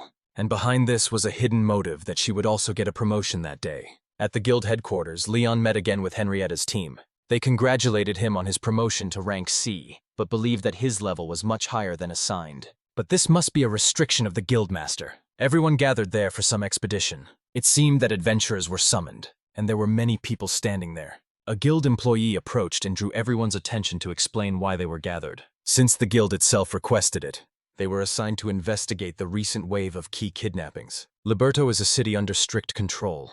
There is almost no crime here. Shadow organizations have little influence, so kidnappings were rare, but recently attempts and successful cases have increased. The task came from the regional lord himself, and due to the importance of maintaining security, the guild recognized it as a priority, so everyone was summoned. Unexpectedly, one traveler raised his hand and asked this question. According to the plot, it only concerned high-level adventurers, so mid- and low-level ones were not called. He believed that others should be mobilized as well, and a guild member honestly explained this. Before they received this request from the regional lord, they had already received an appeal from someone who was a relative of one of the victims. Some of their adventurers set out to conduct an investigation. However, none of them have returned yet, and this shocked everyone in the room. And that is why they limited the quest to level C and above. Gris was also there, and he did not like that among the high-level adventurers. Such a cheeky guy as Leon was called to the team. Leon found it hard to believe that he had met him somewhere, but recalling, he recognized him as a troublesome person. Guild workers explained that he was an adventurer of rank C. However, Gris believed that the guild is currently ignoring its ratings and should review them. Or did they take the opportunity to laugh at him even more? They told him that he might fail the promotion exams, and he was annoyed that someone else was promoted, so Gris was very angry. He was already preparing for a fight, but Henrietta stepped between them and said that she personally vouched for the boy's abilities, that he deserved his title and even more. Gris was very furious. He assumed that it might have been Henrietta's statement that caused the promotion despite other circumstances, but she immediately denied it, and they stood facing each other for some time. Gris inquired about the little cat standing nearby whether it was as strong as he was. Slime considered it too much because someone was questioning his master and wanted to kill him. However, Leon objected, explaining that those two were his companions, and as a trainer, he simply took them with him, and it was not wrong. Grizz had no answer, so he gritted his teeth. He left and warned them not to disturb him during the expedition. Slime again asked the master for permission to kill that boy, but Leon called him only a minor threat. After some time, he objected again when Leon's small group was walking outside the city. He recalled how the workers ordered everyone to conduct their own investigations, but strictly required reporting to the guild at least once a day, to monitor, and if something happens, the entire guild staff will intervene and resolve the matter. When Leon was walking down the street, he noticed something suspicious. It was then that two men caught his attention. They were heading to a close ally and had just gotten the chance. They immediately struck the man unconscious and shoved him into a sack. It was clear that the clothes they used were soaked with soap containing some kind of sleeping substance. Since he was going to follow them, he ordered his two beast companions to hide using magic. He had already taught both the skills of stealth, and as cats, they naturally mastered them. The men took the sack and threw it onto the cart to take it away. But Leon was sure that the cart would be checked at the outer city gates, because it was an instruction from the Adventurers Guild, and it was supposed to include a jute bag carried in the cart. However, it looked suspicious because the guard let it pass without further inspection. This gave him a strange feeling, but as planned, they decided to go in that direction to follow them. Whether the cart passed through the forest and then reached a suspicious house where there were many people. They believed he could handle everything alone, but he was not ready to go further because it would somehow lead to reproaches. He returned to the guild and summoned all adventurers to a certain place, and Gree constantly mocked what he said. However, they soon reached the place where Leon saw the building. Grizz noticed that at the place he pointed to there was nothing. Leon explained that it was hidden by a barrier, which is invisible at a simple glance, and even Henrietta did not feel any mana. None of the adventurers found the building or anything similar, but Leon believed that the barrier was easy to notice because it was clearly visible. Grizz took the opportunity to mock him even more and told how he played his role in deceiving them. Thinking that he was taking credit when there was nothing to thank for, they decided to refuse, and Leon asked him to wait. To show him an example, Gree reached out to something, and suddenly his body touched another object as he passed by. At that moment, he was sucked in by the barrier, and everyone was shocked that the boy disappeared into thin air. He regained consciousness and immediately ran out of the shelter, saying that the guys had noticed him. But it was obvious that the barrier was made so that any outsider intruder would trigger a signal about their arrival. To clear the mess in the barrier, Leon immediately used cyclone magic and created a cyclone. After some time, the barrier completely disappeared, and all the adventurers saw the building right through it. They were surprised that a little boy used complex magic without any spell. Henrietta knew that she should not worry about this. She immediately asked all the adventurers to go inside and join the fight. Henrietta took the first step, and with one strike cut through the gates, knocked them down, and opened a passage for her comrades. The others also did their part and somehow managed to break in by breaking the main gates. Everyone inside was calling those adventurers intruders and asking them to kill. Then they went inside and noticed that the guys standing in front were ordinary people, so they decided they could defeat them all at once. But when they engaged in battle with them, they noticed that something was wrong. Because these guys had enormous power and were amazingly strong, even surpassing high-level adventurers. The battle was becoming more and more fierce. Kine could not understand where they got such great strength, but noticed that they were poor with weapons, and this worried her. Leon noticed that the guys were not used to fighting, but thanks to high stats, their physical abilities allowed them to put up a worthy resistance. Grizz was also barely coping with those guys, and while he was occupied with two of them, they broke through his defense and were about to deliver a powerful blow to knock him down. However, the red slimes intervened and with one strike knocked down two attackers. Because of this, they hit the wall face first. Grizz was surprised to see this. He never expected that slime could be so powerful, but this was only the beginning. When he saw Leon fighting several attackers at once, he couldn't believe he had such strength, because he knew he was only an animal tamer. Iris and her brother also used the switch technique, fought, and easily overcame those who were difficult for other adventurers to handle. Henrietta and her group did not find it particularly inconvenient, as it was similar to what they had seen before. After a long chase, they finally managed to tie up all the bandits who had been fighting them from the very beginning. The adventurers tried to figure out which group they might belong to, while others had long noticed some of them nearby. Considering that the group had stayed in the shadows for some time, it was shocking that they were involved in a large-scale kidnapping of key figures, and most of the concerns were due to their abnormal strength. Henrietta immediately asked them to take care of the kidnapped people, as they were their priority. One of the adventurers asked the bandit about this, but he denied eavesdropping on anyone. He constantly repeated that he was not lying at all. The bandits tried to explain that even if they kidnapped people, selling them would be impossible due to strictly controlled slavery restrictions in the city, and all the marketplaces were wary of this. Another bandit came to his senses and began to think about where they were and why everyone was tied up. The travelers could not accept that the bandits were trying to play with them, but Henrietta understood this a little and asked everyone to immediately remove the handcuffs. While this was happening, other adventurers went around the place and saw that there were only a few people here, although the report said there should be many more. When they asked the bandits about this, they replied that they knew nothing because they did not even want to admit that they had kidnapped anyone. It was a real mystery, and they needed to find an answer to it, as if what they said was true. Then they already forgot what they had actually done. The only explanation that made sense was that someone was controlling them now.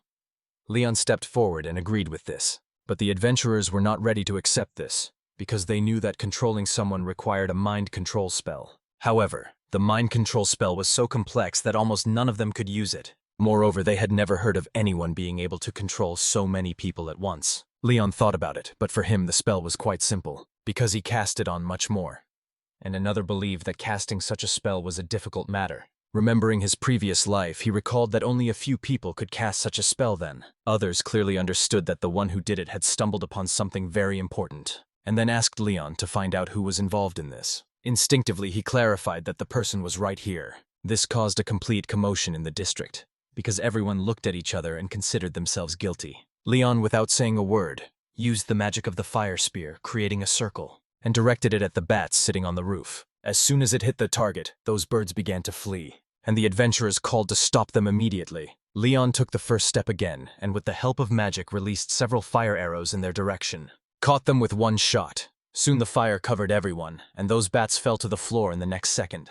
They took the appearance of ordinary people when they stood. Their features, wings, and long life clearly indicated that these were not ordinary people, but vampires. The travelers did not believe what they saw, because it seemed impossible that vampires were still alive. Even Henrietta, one of the oldest adventurers in that group, was terribly frightened, because vampires are a type of undead, very intelligent beings, resembling humans and dangerous because they feed on human blood. Moreover, it was said that they could control those whose blood they sucked as their servants. However, everyone thought they were already extinct. Henrietta now clearly understood that it was they who controlled the gang members. In short, they were kidnapped to have their blood drunk. All the adventurers immediately became alert upon seeing a group of vampires in front of them, and one of the vampires was impressed by how skillfully they were found. He explained that he was the one who led the bandit group. It was very alarming that they were now facing many, because even one was considered a disaster. Adventurers knew that those vampires were quite physically strong. Since all the servants were captured, it was the best time to neutralize them all. This motivation really worked. They believed they were strong enough to resist them and were already preparing to attack. However, the vampires could not accept being physically weak. They all immediately rushed forward and caught up with those adventurers, restricting their movement before they could realize what was happening. They decided to immediately suck their blood. From the very beginning, their goal was to control those adventurers after sucking their blood. And while everyone was in horror, something unexpected happened. The vampires could not sink their teeth into the bodies of the adventurers because they were too tough to bite through. Again, Leon himself came to the rescue because he had already cast a magical protection on them. He knew such a possibility existed, and explained that because of this, they really could not suck their blood. It was quite impressive that he cast a protective spell. However, the vampires took this as an insult because their fangs could pierce even steel, so no spell could stop them. Then the key was recognized as the one who noticed them. Therefore, everyone decided to deal with him first. However, as soon as they attacked, Leon took the sword, and with one strike laid them all down as if it was nothing. Henry and his group had seen this before, but were still shocked because they realized the true power the boy possessed. And now the group of adventurers standing there and talking were speaking about him. Leon knew that vampires really do not die, so he asked them not to pretend to be dead. When they came to their senses, they realized that their wounds were not healing at all. They were suffering, and as soon as they asked, they learned that Leon had applied anti-bufo to his sword. He did this to better kill the undead. Leon could easily get rid of them now, but he thought to leave them alive to learn about other missing people. And everyone agreed with this statement. Vampires suddenly began to emit a powerful black aura from somewhere, and warned that they should not be underestimated, because they themselves chose death rather than being captured by humans, and immediately ended their own lives. When they returned to the guild office, they told the master all the details of the incident, who was truly shocked and even asked for confirmation of this statement, but did not want to believe that they had seen vampires and assumed they might have confused them with some monster. He was quite skeptical, thinking that they might have mistaken a succubus for one of them. However, his instinct immediately shut down, because such monsters were not very strong, and also, there were only females, although at that time there were also males. The guildmaster gently apologized for having insufficient knowledge. Then he proposed another version, that those guys pretending to be vampires actually were not. But the conversation dragged on too long until the staff interrupted and said to just agree, because it was pointless to dwell on it. The guildmaster accepted this, but simply said that it was a case, because the guys had already dealt with it. There would be no more keystrokes, and everything would resolve itself. The guild secretary was already tired of this, so she turned his chair around and looked at him sternly to make him take the conversation seriously. She even said that other vampires might be hiding here because a few were just found. It was obvious that there was another stronghold of such monsters, and so since then they had to be careful about the people who were reported kidnapped and rescue them. Fortunately, since human blood was their favorite food, they would not kill the captives immediately. But the biggest problem was what they would do if the vampires had already evolved. This worried all adventurers, and Leon could not understand what it meant. However, the guildmaster did. He decided to immediately report the same to the lore, and Henrietta took on the responsibility to do this, believing it would be the fastest way. All duties are now assigned to Henrietta, and since then everything became much scarier. After the report at the Senior Adventurers Guild, they were released and put on standby until it was decided what to do next. Leon was also going there, thinking about the vampire fortress that might have already been destroyed, and planning the next steps. When he entered, the caretaker called him a rookie. He asked what task he had completed today. Looking quite innocent, Leon said that he uncovered the eavesdropping case and found the culprits who could be held accountable, and the caretaker laughed and called it commendable, and praised him for his skills and adventures. Thinking it was cute when the boy lied about such a claim, he considered him an adventurer, but predicted that the tasks he could perform would rather be herb gathering or finding people. Considering his age, she, as a kind person, still praised him for later becoming a hero. And during the conversation, the Cat brothers pulled her from behind. As if asking for something with eyes full of desire, the caretaker understood the task, and immediately went to the bookshelf, took a regular one and handed it to them. I asked them to put it back on the counter after finishing and took the book. They all went to the room, and Leon was glad that those guys were interested in the book, in which even the slime was interesting. All four sat in the living room, and it turned out to be the book, The Adventures of Leon the Great. These guys liked it because the name matched the names of their masters, and the brothers and sisters recognized him as the one from the book. However, Leon objected and began reading them the story to tell what was in the book. It contained many details that were completely untrue. As they read the story, it reached the final climax. The great Leon arrived at the Demon King's castle, who was a terrifying figure with a long lion's head, a bare body, and a snake tail. These little children were frightened by his appearance, but Leon knew that in reality it was not so, and it had a human appearance, although it was huge. Then he told that after a fierce battle, the great hero finally defeated the Demon King. Peace returned to the world, and everyone lived long and happily. Those guys liked such an ending when the book's hero resembled their master, and later at night they returned to rest. In the middle of the night, when they were lying in bed, someone knocked on the door. Leon woke up. He went there and saw that the caretaker was quite scared because he heard some noise and was holding a lantern to find out what happened. Leon asked her to stay behind because he thought it might be dangerous. And when the noise came from a certain room, he decided to break it down with his hands and found something he definitely did not expect. Someone was killed and called Leon prey, whom he had been waiting for from the very beginning, when it turned out that the man was a vampire who drank all the blood of the closest person. The caretaker did not like that he made a mess, so he scolded him. She walked forward to give him a lesson, but as soon as she heard that it was a vampire, she turned around. The man on the floor tried to ask them to run away, because the vampire could also suck their blood. The caretaker got scared of her toes and ran, falling face down. It seemed the vampire did not want to stop her because he wanted the blood of the child who caused all the problems. The vampire giggled and laughed at the smell of the boy's blood, and knew that the one standing before him was not an ordinary being. He knew that if he drank the boy's blood, he would become even closer to the Lord. By Lord, he meant the king of vampires, and said that after a long life on the run and in the shadows, they were only one step away from this, and there was no doubt that that very night one of the 6 vampires, including him, would become the Lord. Leon realized that the vampire was one of the higher species and belonged to those whose main goal was to become the master. He was not worried at all, so he casually took out a sword from the magic pocket, and the vampire did not even have time to blink. He rushed forward to kill and not allow him to suck a drop of blood. The cut was almost perfect. He cut the vampire's body in half, and he fell to the floor on his knees, trying to heal the wound. But it did not heal at all and was very fierce. He attacked one of the kids, He thought Leon would waste time on this in vain. Those cat brothers and sisters were already well trained, so with a few more blows they knocked down those monsters and stunned the man even more. Leon was not going to leave any chance, so he quickly rushed and with one blow hit the heart of that vampire, aiming straight through his weapon. And after that, he called him an ordinary vampire, because of which he fell back to the floor. The vampire was surprised that he was defeated, but on his last breath remained confident that he cannot defeat the Lord, because as soon as he does, one of the other vampires will become the Lord and kill him. When Leon looked outside, other vampires were sucking the blood of peaceful people, and the caretaker of this place was sitting outside, frightened. She asked if he really dealt with the one who was inside. Leon casually admitted that he killed that man with his own hands, and then left the place to catch up with the others, and ordered her to wake everyone up and hide them in the basement, as seen in one of the taverns. Kane was enjoying the night, soaked in drinks, and even the receptionist knew that she always overdid it because she loved it very much. She was told that being an adventurer she shouldn't drink so much because it creates a bad aura. However, Keen found a way to get away from the dirty men who joined the team as adventurers and respected no one. When the receptionist asked about her type, her eyes lit up with a spark, and she said that she liked boys because she didn't like adults or children. But a boy transitioning from a child to an adult was the purest and most beautiful to her. The lady considered her beautiful only when she was silent, and when they were in the middle of a conversation, someone from behind screamed as if suffering from something. As soon as they turned it around, they saw a vampire sitting in the blood of one of the bar visitors. Kanai instantly recognized the monster and told everyone to run because it was a vampire. As soon as everyone recognized it, it seemed absurd to them because it happened instantly.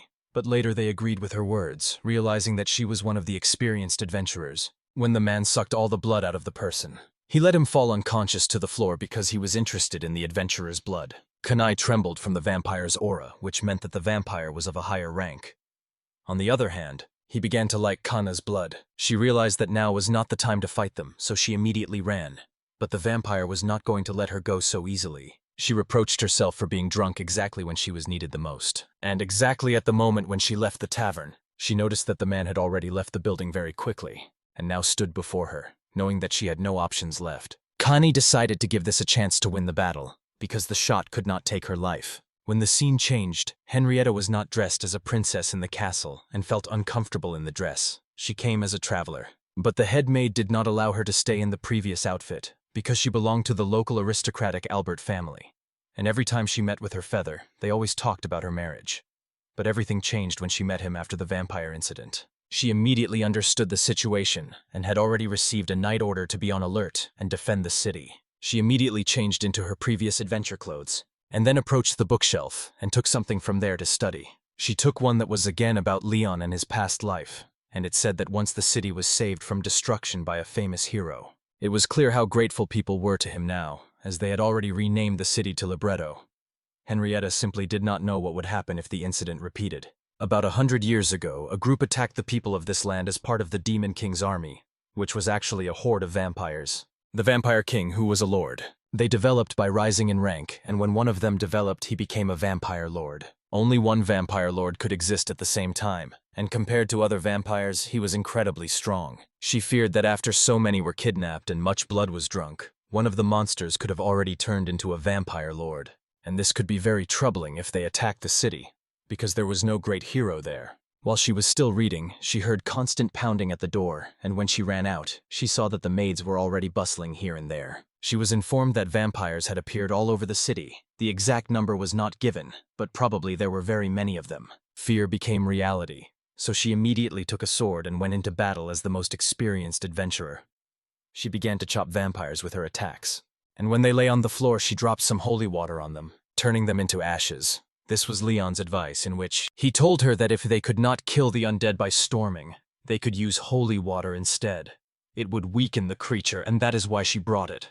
Rant had already killed 5 of them, but it seemed that they had penetrated every corner of the city. The most troubling thing was that people were controlled after their blood was sucked out. She could not recognize them, and the fact that they were controlled made fighting them more difficult. She knew that if this continued, it would become much scarier, and the vampires would take over the entire city. When she pulled out one of the magical items that allowed her to see other places, she had to regroup with her companions, and she was glad when one of the companions appeared nearby.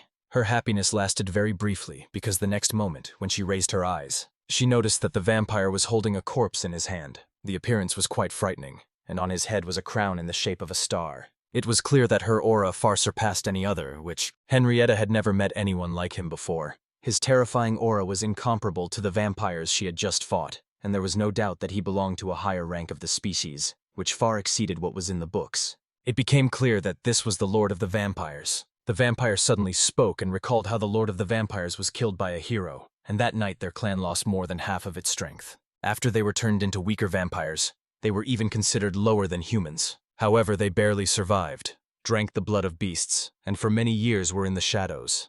Over time, those few who remained became vampires again and gradually began feeding on humans before becoming higher-rank vampires. The man looked very satisfied, rose into the sky, and said that the moment of the birth of a new lord had finally come. He introduced himself as the Lord of Vampires who would rule the Night Clan. The next moment, Henrietta shuddered with fear. Then he ran to the body on the floor and recognized it as Kane. She did not respond, just froze in place and realized that she was already dead. The Lord remembered that he had already drunk much of her blood, asking her to consider it an honor that she died from breastfeeding during the birth of the Lord. These words were far more insidious than what he had done, so in anger Henrietta drew her sword, and immediately rushed forward to strike, swearing to take his life. The vampire had already set his eye on the lady's blood, found it delicious, and was ready to do anything she wished before her last desire, even allowing her to beat him as much as she wanted. Everyone constantly dodged this thanks to his quick movements. Henrietta tried very hard, but she did not touch him even a little. It seemed the vampire enjoyed her torment. Henrietta had a different plan. Remembering that he was much stronger than her, she opened one of the bottles of holy water and sprinkled it on the vampire's body. He thought it might be fearful, although it hardly affected the monster's body. She found a chance to cut off his head, calling it an attack with holy water. She was already reaching for his neck, but the Lord Vampire grabbed her with his own hands as if it were very easy. He explained that those blows would never kill him, and he did it only for fun.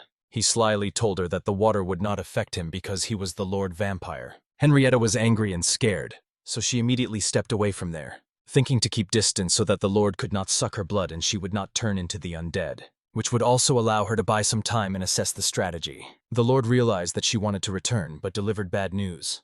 Such a Lord does not need to suck human blood to control people. He immediately ordered her to bow. She obeyed the order. It was absurd that the strongest adventurer in the city now obeyed the one she should have fought, and for the vampire resistance was futile because control was already established. Other civilians rejoiced that Lady Henrietta was nearby and helped save their lives, but they did not know what awaited them. She tried to tell them to retreat and run because she was being controlled. The vampire lord ordered her to capture them because they were her prey. Before the civilians could even move, she rushed forward, punched, one fell to the floor, and when she raised her head, she was still begging them all to run away because she was being controlled. Understanding the situation, those guys decided to flee quickly, but the vampire lord showed them no mercy. Now he controlled her even more. Her body obeyed commands, and her soul felt helplessness and sorrow that she could not avenge her friend's death and had become a pawn in the enemy's hands. The monster stopped killing people, saying that it was not going to do that. On the contrary, they encouraged them to reproduce and kept them alive as long as possible because they were the source of their blood. When they were all surrounded by vampires from the whole city, the Lord said that people are just cattle, while he, as the Lord of Vampires, called himself king and the others standing behind him supported him. They believed that the city was already in their hands and that they had done all they could. That monster still held a grudge against the irritable great hero and the king of demons, who were not here, so they believed that their clan would rule the world. At that moment it looked like that because their place was also surrounded by several vampires flying into the dark sky. They did not suspect what awaited them around one of the corners, along with 3 companions and a small key. Leon realized that there were indeed many vampires here. The time has come for the main hero to enter the battlefield, and he did. He began chopping monsters, noticed that his companions could not keep their eyes open. They had not had time to rest well. It was already time for them to take a break. So it was clear that it was hard for them to hold on, and Leon noticed that the monsters were gathering in one place, and he was able to find the spot where they all were. He was comfortable that they were all in one place now, and immediately they summoned rain using a magic circle above their heads. When it rained, all the vampires lost their lives and could not move at all. And to make the situation even worse, it pierced their bodies with icy spikes, depriving them of mobility, and in a matter of seconds through St. Beth their lives faded. The others present did not like this, and they decided to take the life of the one who did it. But as soon as they entered Leon's arc, he flawlessly cut off their heads, and they could not move at all because these guys were deceived by his magic and did not know that he even wielded a sword. At that moment he stood before the Lord of Vampires. who was surprised that he so easily destroyed his subordinates. Feeling a strong aura, he immediately called himself the name of the hero who traumatized him, but denied it and calmed down, thinking that many people have similar names. The Lord Vampire believed that the boy was truly a child, and people do not live for 100 years. To be clear, he could not survive after that, so he decided to attack himself, disappear, and take revenge for his subordinates. However, even before he managed to touch Leon, Leon cut the body of that monster in half with a sword. Everything was quite prosperous, but this time the Lord could restore the body and connect both halves, with blood dripping from his mouth. He wondered how this could have happened. Leon, on the other hand, he realized that the buff for killing practically did not affect him, and he remembered how it was in his previous life, when his regenerative abilities were quite strong. Leon did not want to delay and began cutting off limbs and the body as if it was nothing. However, each time his body was restored thanks to his magical power, and the Lord declared himself immortal, saying that with every move he would simply return. However, Leon knew well that in real life immortality does not exist, and the buffs no longer worked on him as effectively as before. If he struck blow after blow, his immortality energy was depleted, and he will get tired sooner or later.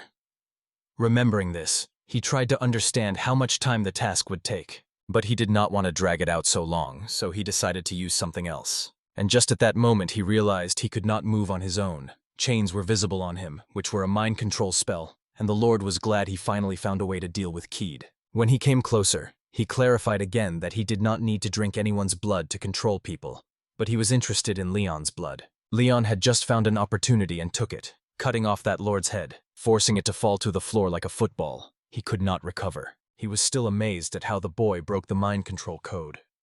He realized that Leon had high resistance to magic, which made him look like a real monster, because Leon was already planning only to finish this. He cast a magic circle under the monster, and its torment began, because the spell repeatedly cut its body again and again, like continuous blows.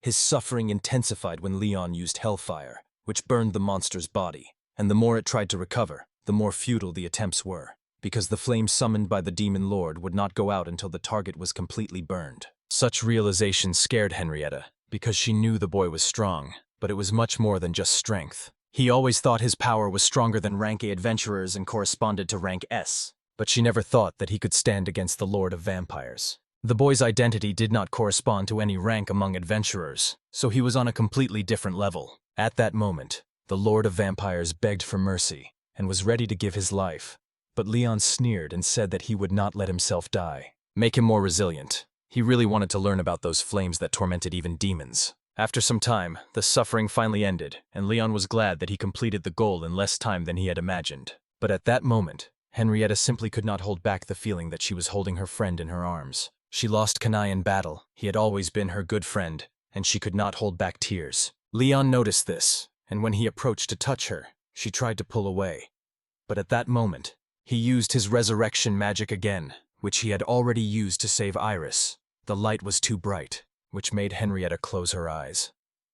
The next moment, when she opened them, she learned that Keen was alive again and asked about it. It was very strange. Henrietta had no words, and Keen tried to understand where she was. He thought that she might have been drunk and fallen onto the road because of her habits. Henrietta was just as scared and shocked, thinking that someone might use the resurrection spell. When she looked at Leon, she felt that he resembled someone who had defeated the Demon King himself, having mastered the highest class in 4 professions. They included swordsmen, swordmasters, mages, and sorcerers. Now Leon wielded the sword better than her. His magic was stronger than Kanei's magic. His reconnaissance skills surpassed Tina's skills, and in addition, he could cast the most powerful healing resurrection spell, so it was quite possible that he was some reincarnation of a great hero. But in a moment she dismissed that possibility. Kina behaved strangely, as if nothing had happened, and Henrietta did not like it. She shouted at her with tears in her eyes and blamed her as if it were her fault. And she had to realize what she had just done, which meant a complete loss of sensation. Kane did not understand what the girl was talking about. Later she learned that she had been dead and had only come back to life a few seconds ago, and Kane was deeply shocked. But before she could say another word, Henrietta hugged her tightly, cried, and called her a fool. Tina saw that they were enjoying the moment, but she lagged behind, so she ran up and all three hugged like the best team of travelers. When Leon was walking around the city, he noticed that at that moment there were few wounded, but it was then that he saw a bat fleeing from there. When the bat reached one of the caves, it became a vampire again, and informed everyone present who were not ready to hear it, because only one of the vampires became the Lord. The man brought bad news. The Lord was defeated by someone from the humans. However, those guys did not believe that even the Lord could not survive, so they justified their survival and did not know that someone followed the bat that tried to escape. It turned out that Leon reached their cave and recalled how 100 years ago they arranged their forces behind and survived. Those vampires were scared, but in a moment they realized he was just a boy, so they decided to deal with him immediately and without problems. One of them tried to suck his blood to take revenge, but as soon as he approached, Leon splashed holy water and turned him to dust. When the others were scared, Leon mocked their strength, saying that the holy water was enough to kill one of them, so they were weak. But since he was going to use his purification magic to simultaneously destroy all those vampires, the same thing happened, and the cave was illuminated by bright light. The next day, Leon returned to the tavern, and both his beasts woke up after a good rest. They told him they would leave as soon as they were ready, because it was time to say goodbye to the city. In the city, they were actively discussing the vampire attack. Everyone tried to understand what happened last night, calling it a tragedy similar to the one 100 years ago, but still no one knew who could have been the man who defeated a monster of such scale. Everyone was now praying to the hero. Others found it funny because the statue could not come to life and save them, and they thought that Lady Henrietta saved them because she was the only high-ranking adventurer there. When Henrietta passed by, they even called out and asked if she was the one who saved their lives. Returning when everyone was waiting for an answer, she said that it was not she who killed the vampires, but Leon Good. She explained that although she also tried to fight, she could not even leave a scratch. She was taken under control and was about to raise her hand against one of the residents. It was then that Leon saved them. Leon appeared out of nowhere and denied all this, stunning the woman. And they said that it was Henrietta and her friends who saved them from the vampire lord. He even said that the control established by the lord confused her mind. Others began to believe that the lady was under control for some time, but in the end, she defeated the lord. Leon did everything possible to make her talked about in the city, and when people became more confident, they began to gather around her. They praised her for strength, and eventually gave her the name of a hero. It was time for Leon to run away. Now the crowd simply pulled Henrietta in, and she tried to seat Mercy. A few days later, the Henrietta group tried to find out where he had gone. This happened after he proclaimed her the heroine of the city and suddenly disappeared. The caretaker hadn't seen them for several days, and even that girl at the end said the same thing, because she knew the boy was a traveler and strong. No one knew about his presence, and the only understandable explanation was that the boy could have left this city. They did not like that the boy left without saying goodbye. However, Tina was upset that the key could not meet her where she wanted it most. Henrietta was simply upset because she might not be able to meet him. As the daughter of the city master, she could not leave the city for long. Her anger reached its peak, but she had already made a statement. So Henrietta stood up and addressed her team, that it would be her duty to find out the secret of his strength. Henrietta never wanted to feel that helplessness and despair again. She felt it after the death of a friend and always wanted to become strong, like her beloved legendary hero. So the best thing was to learn from that boy. Therefore, she wanted to convince her feathers after realizing that they would no longer grow bigger than now. A lively company of young ladies was just as interested as their leader, and they wanted to join in carrying out the task. On the other hand, their real intention was to find the boy to make him wash again together with the children. Tina talked about it. It seemed they were just playing with Henrietta's feelings for their own selfish interests. Instead, in one of the unknown forests, the brother and sister cats were fighting monsters and throwing them off as if nothing had happened, while Leon was cutting meat from them, so that they could taste tender meat with a wonderful flavor while it was being prepared. The cats liked it, and Leon did too, because at that moment he found it tasty. The slime had monster bones and thought they made it more beautiful. They lived on the mountain, but Leon thought it was time to leave it because until now it had been hard for the children. He was interested, and he decided to monitor their indicators. After using the evaluation skill, he noticed that they had already grown significantly, and their agility even exceeded that. To know exactly whether she had reached level 18 with her strength, agility, and endurance at the double S level. She still loved insects. It seemed that she was gaining weight because she ate a lot, but that could have been just an imagination. Leon then decided to test his strength and found that now everything had crossed SSF, while his trainer's skill had already reached the arc. When they had rested enough, they decided to go to the city of Cedria. This city was rich in nature and surrounded by various ecosystems, including trees, waters, and mountains. And most of the inhabitants of this place were elves, who were excellent with bows and magic. In fact, 100 years ago it was a completely independent city, and today it is part of the Steric Kingdom, connected with Badaka and Liberto. However, it was still an autonomous region with a strong sense of independence, and it was now ruled by an Elven king as the lord of the territory. When Leon entered there, he saw that many elves still lived there. But since then, everything had changed, because he believed that the elves had become more active in interacting with humans and maintained the road leading to the village. Then the boy noticed a tall building stretching into the sky. Seeing his interest, the elf said that it was the tomb of Meltera, and Leon still did not quite understand this word. The elf told him that she was a woman who traveled with a legendary hero and helped him destroy the Demon King, and that was why she was considered a heroine for. No matter how much Leon thought, he could not recall any situation where this happened and everything was completely empty. Leon tried with all his might to find out who they were talking about and flattered the elf a little to steer the conversation. He immediately denied this, explaining that the lady was very modest and did not like to talk about her great deeds, so only the elves knew about them, and he tried to make it clearer. He told him that although the great hero was strong, he could not defeat the Demon King alone, but the hero before him already knew what he was capable of and what he had done. But now he was much more interested in the city and especially the woman. The male elf now sat next to her, sipping and recalling how he met and joined the battle 100 years ago. But it was becoming more and more awkward, so Leon decided to leave there with his subordinates. The further they went, the more beautiful the village became. Now they saw some mushroom houses and little cats, not knowing what it really was. "We show that we want to eat them." Leon described it as a place where there were houses, and even a small stream flowed. It ends in a place that innocent children would recognize again as a bathtub. Leon explained that it was a lake, and the water was cool, not hot, so they immediately dismissed that idea. When Leon wandered, he noticed that the place was almost the same as 100 years ago, and the only real difference was that people just walked as usual. Previously, elves were so isolated that they rarely let other species into their city. But now everything had changed, and these creatures began to behave friendly, like a former elven soldier. Previously, as a great hero, he was made an exception only because he saved a girl from this village from a monster. And although it seemed that other girls in the village were not happy about his presence at all, however, currently there was even a branch of an organization founded by humans, which was called the Adventurers Guild. Leon went in to report his arrival, and saw that the receptionist yawned out of boredom but still greeted the boy, because he expressed a desire to take a quest, and again because of his age. He was forced to show his guild certificate of naval rank, and she was quite impressed by it. Leon read the quests posted on the quest board, and since no one was hunting monsters, the knights did it, and only occasionally did they ask adventurers for help. The receptionist opened the door and told him that there were also tasks for collecting materials that could only be found in the neighboring forest, and they were mostly sold in other cities on order from human merchants. Leon noticed one of these quests and took it, where the receptionist praised his choice because it was one of the most popular. It was a task to collect high-quality herbs of rank D. The woman told him that finding quality herbs was not difficult because merchants always sought them.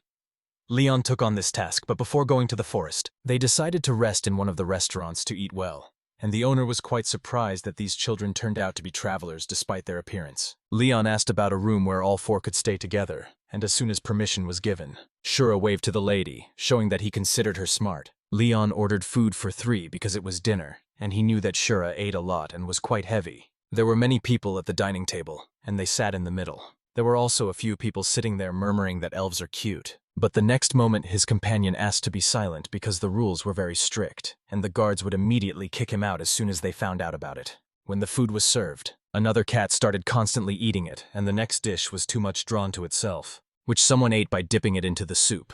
Those guys enjoyed it and were tired after the day. The kids were just sleeping at the dining table, and the next day all 4 went to the forest to enjoy the adventure and complete the task.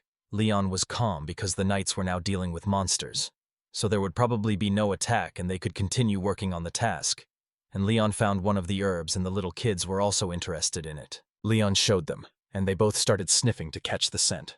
And then they began to find herbs by scent. After some time they brought many first-class herbs, carefully selected. Leon praised them for a job well done. Now all 3 were looking for the necessary herb in the right condition. And when he noticed that Uruk was about to pick some grass, which turned out not to be grass, he was surprised. The crow did not take that part of the plant. It was then that Iris noticed something else. It resembled another grass from that task, but it was poisonous. And the woman, after sniffing it a little, also threw it away, as if she knew what she was doing. Shura also wanted to help and brought 2 of the most poisonous plants, but when she realized this, she started eating them because her body could digest anything. Leon's subordinates had already left him and headed to another part of the forest because of the task. And now he was using his mental techniques, knowing what they were doing, and whether they had found anything. Because his skills had improved, he was able to communicate remotely with his comrades, and after some time it seemed that they had already completed the task. Leon did not want to take many herbs because it could arouse suspicion, as last time, and since the task was completed, he decided to leave immediately. It was then that his instincts and reconnaissance skills detected that several mixed groups were spotted 3 kilometers to the southeast, and when he used his skills from afar, he realized that those guys were fighting.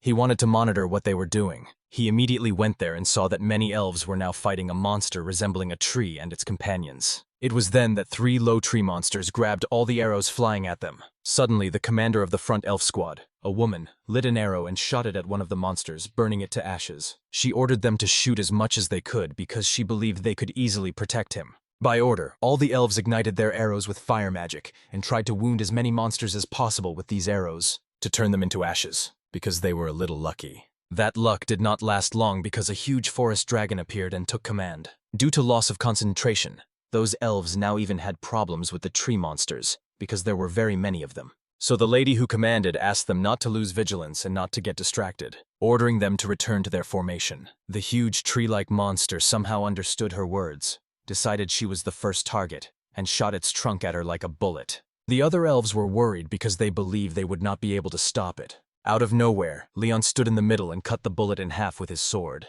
and both halves now attacked the forest dragon directly, which was wounded by a fast, sharp, needle-like bullet. Leon inquired about the woman, who was more shocked to see a child enter the fight and handle it. The forest dragon did not like that the boy had now become the target. It tried to attack him from the side while he was inattentive. When the elf noticed this, she tried to protect him.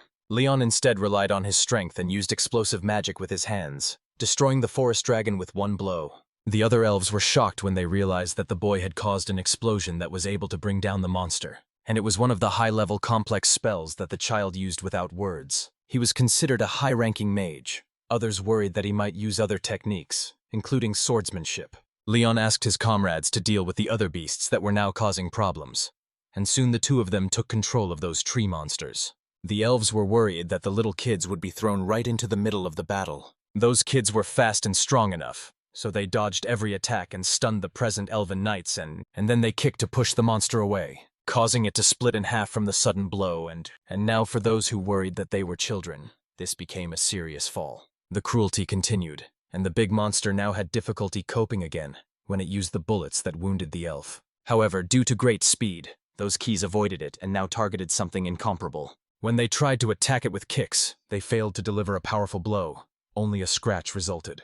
And there the huge tree monster grabbed them with its branches, and they could not go further, so its branches engulfed them all and threw them back, to be upset about being caught. However, Leon still praised them and in a moment released them, quickly cutting their bonds, and the elf who commanded was most stunned by the sudden movement. In the moment while Leon was fighting, he made another strike. This time it was strange, and because of this, the tree somehow fell face forward. When it fell, another angle confirmed that the boy had applied enough force to cut the trunk of that huge tree in half. He impressed everyone present with his strength. No one could believe that a small key had just cut through the elderberry trunk. And while they were trying to understand, the elf who responded thanked him for the help. Realizing that without his help this would not have happened, she introduced herself as Tilia.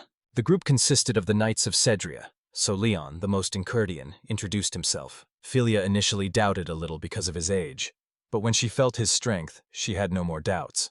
And the most interesting thing was that the boy really was a traveler. Philia returned to the knights, called the boy a savior, and asked them not to treat him as a stranger. And they, following the order, bowed before him and thanked him for saving their lives. In any case, it was hard for them to believe that someone had cut off the trunk of the monster, the old tree. Usually people surrounded them and set them on fire from afar, but there was one problem. This way they could not get many resources, so it was easier to cut them down to get more benefit.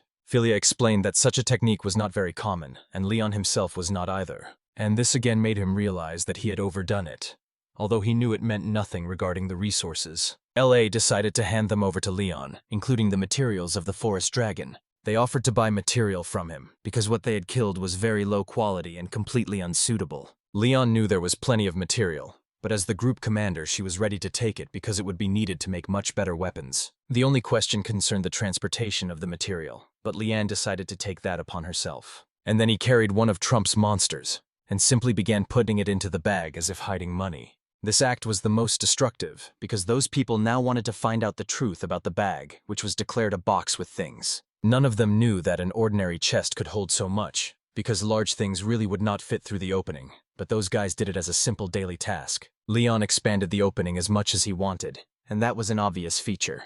And now it was time for him to take the big trunk and cut it in half. And now the item box by command had increased and completely absorbed that monster inside itself, making it look like a joke. The elves were now most afraid, and finally, he carefully carried the dragon there, as if putting a few dollars into a wallet when they were returning. Leon was again interested in the tall tower, which was considered the tomb of Meltera, and she also called her their heroine. She gladly told that Meltera was born into a royal family and from birth had an exceptional talent for magic, and at a young age reached a level of mastery inaccessible to other elves. To prove her power to the whole world, she left here despite the protests of the people around. Wherever she went, she performed great feats, and soon she began to be called a heroine. Soon the Demon King appeared, who would bring the world to ruin. That is why she united with the great hero, and as a companion repeatedly helped with her mighty magic, until finally the Demon King was defeated. After that, she returned to the village with victory, and everyone praised her.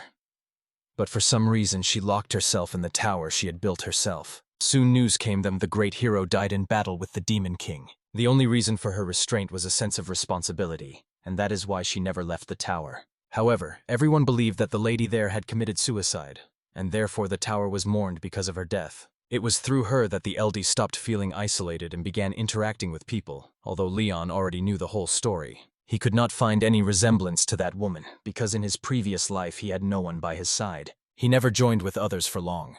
And if it happened, it was only temporary, and he was not sure if this lady was one of those. But he did not call her a companion, because he himself defeated the Demon King. He was about to ask one more question, but stopped, because by that time they had already reached the Imperial Palace, which was beautiful from the outside. The commander brought him to present the appropriate reward for the help, and then asked him to sit down.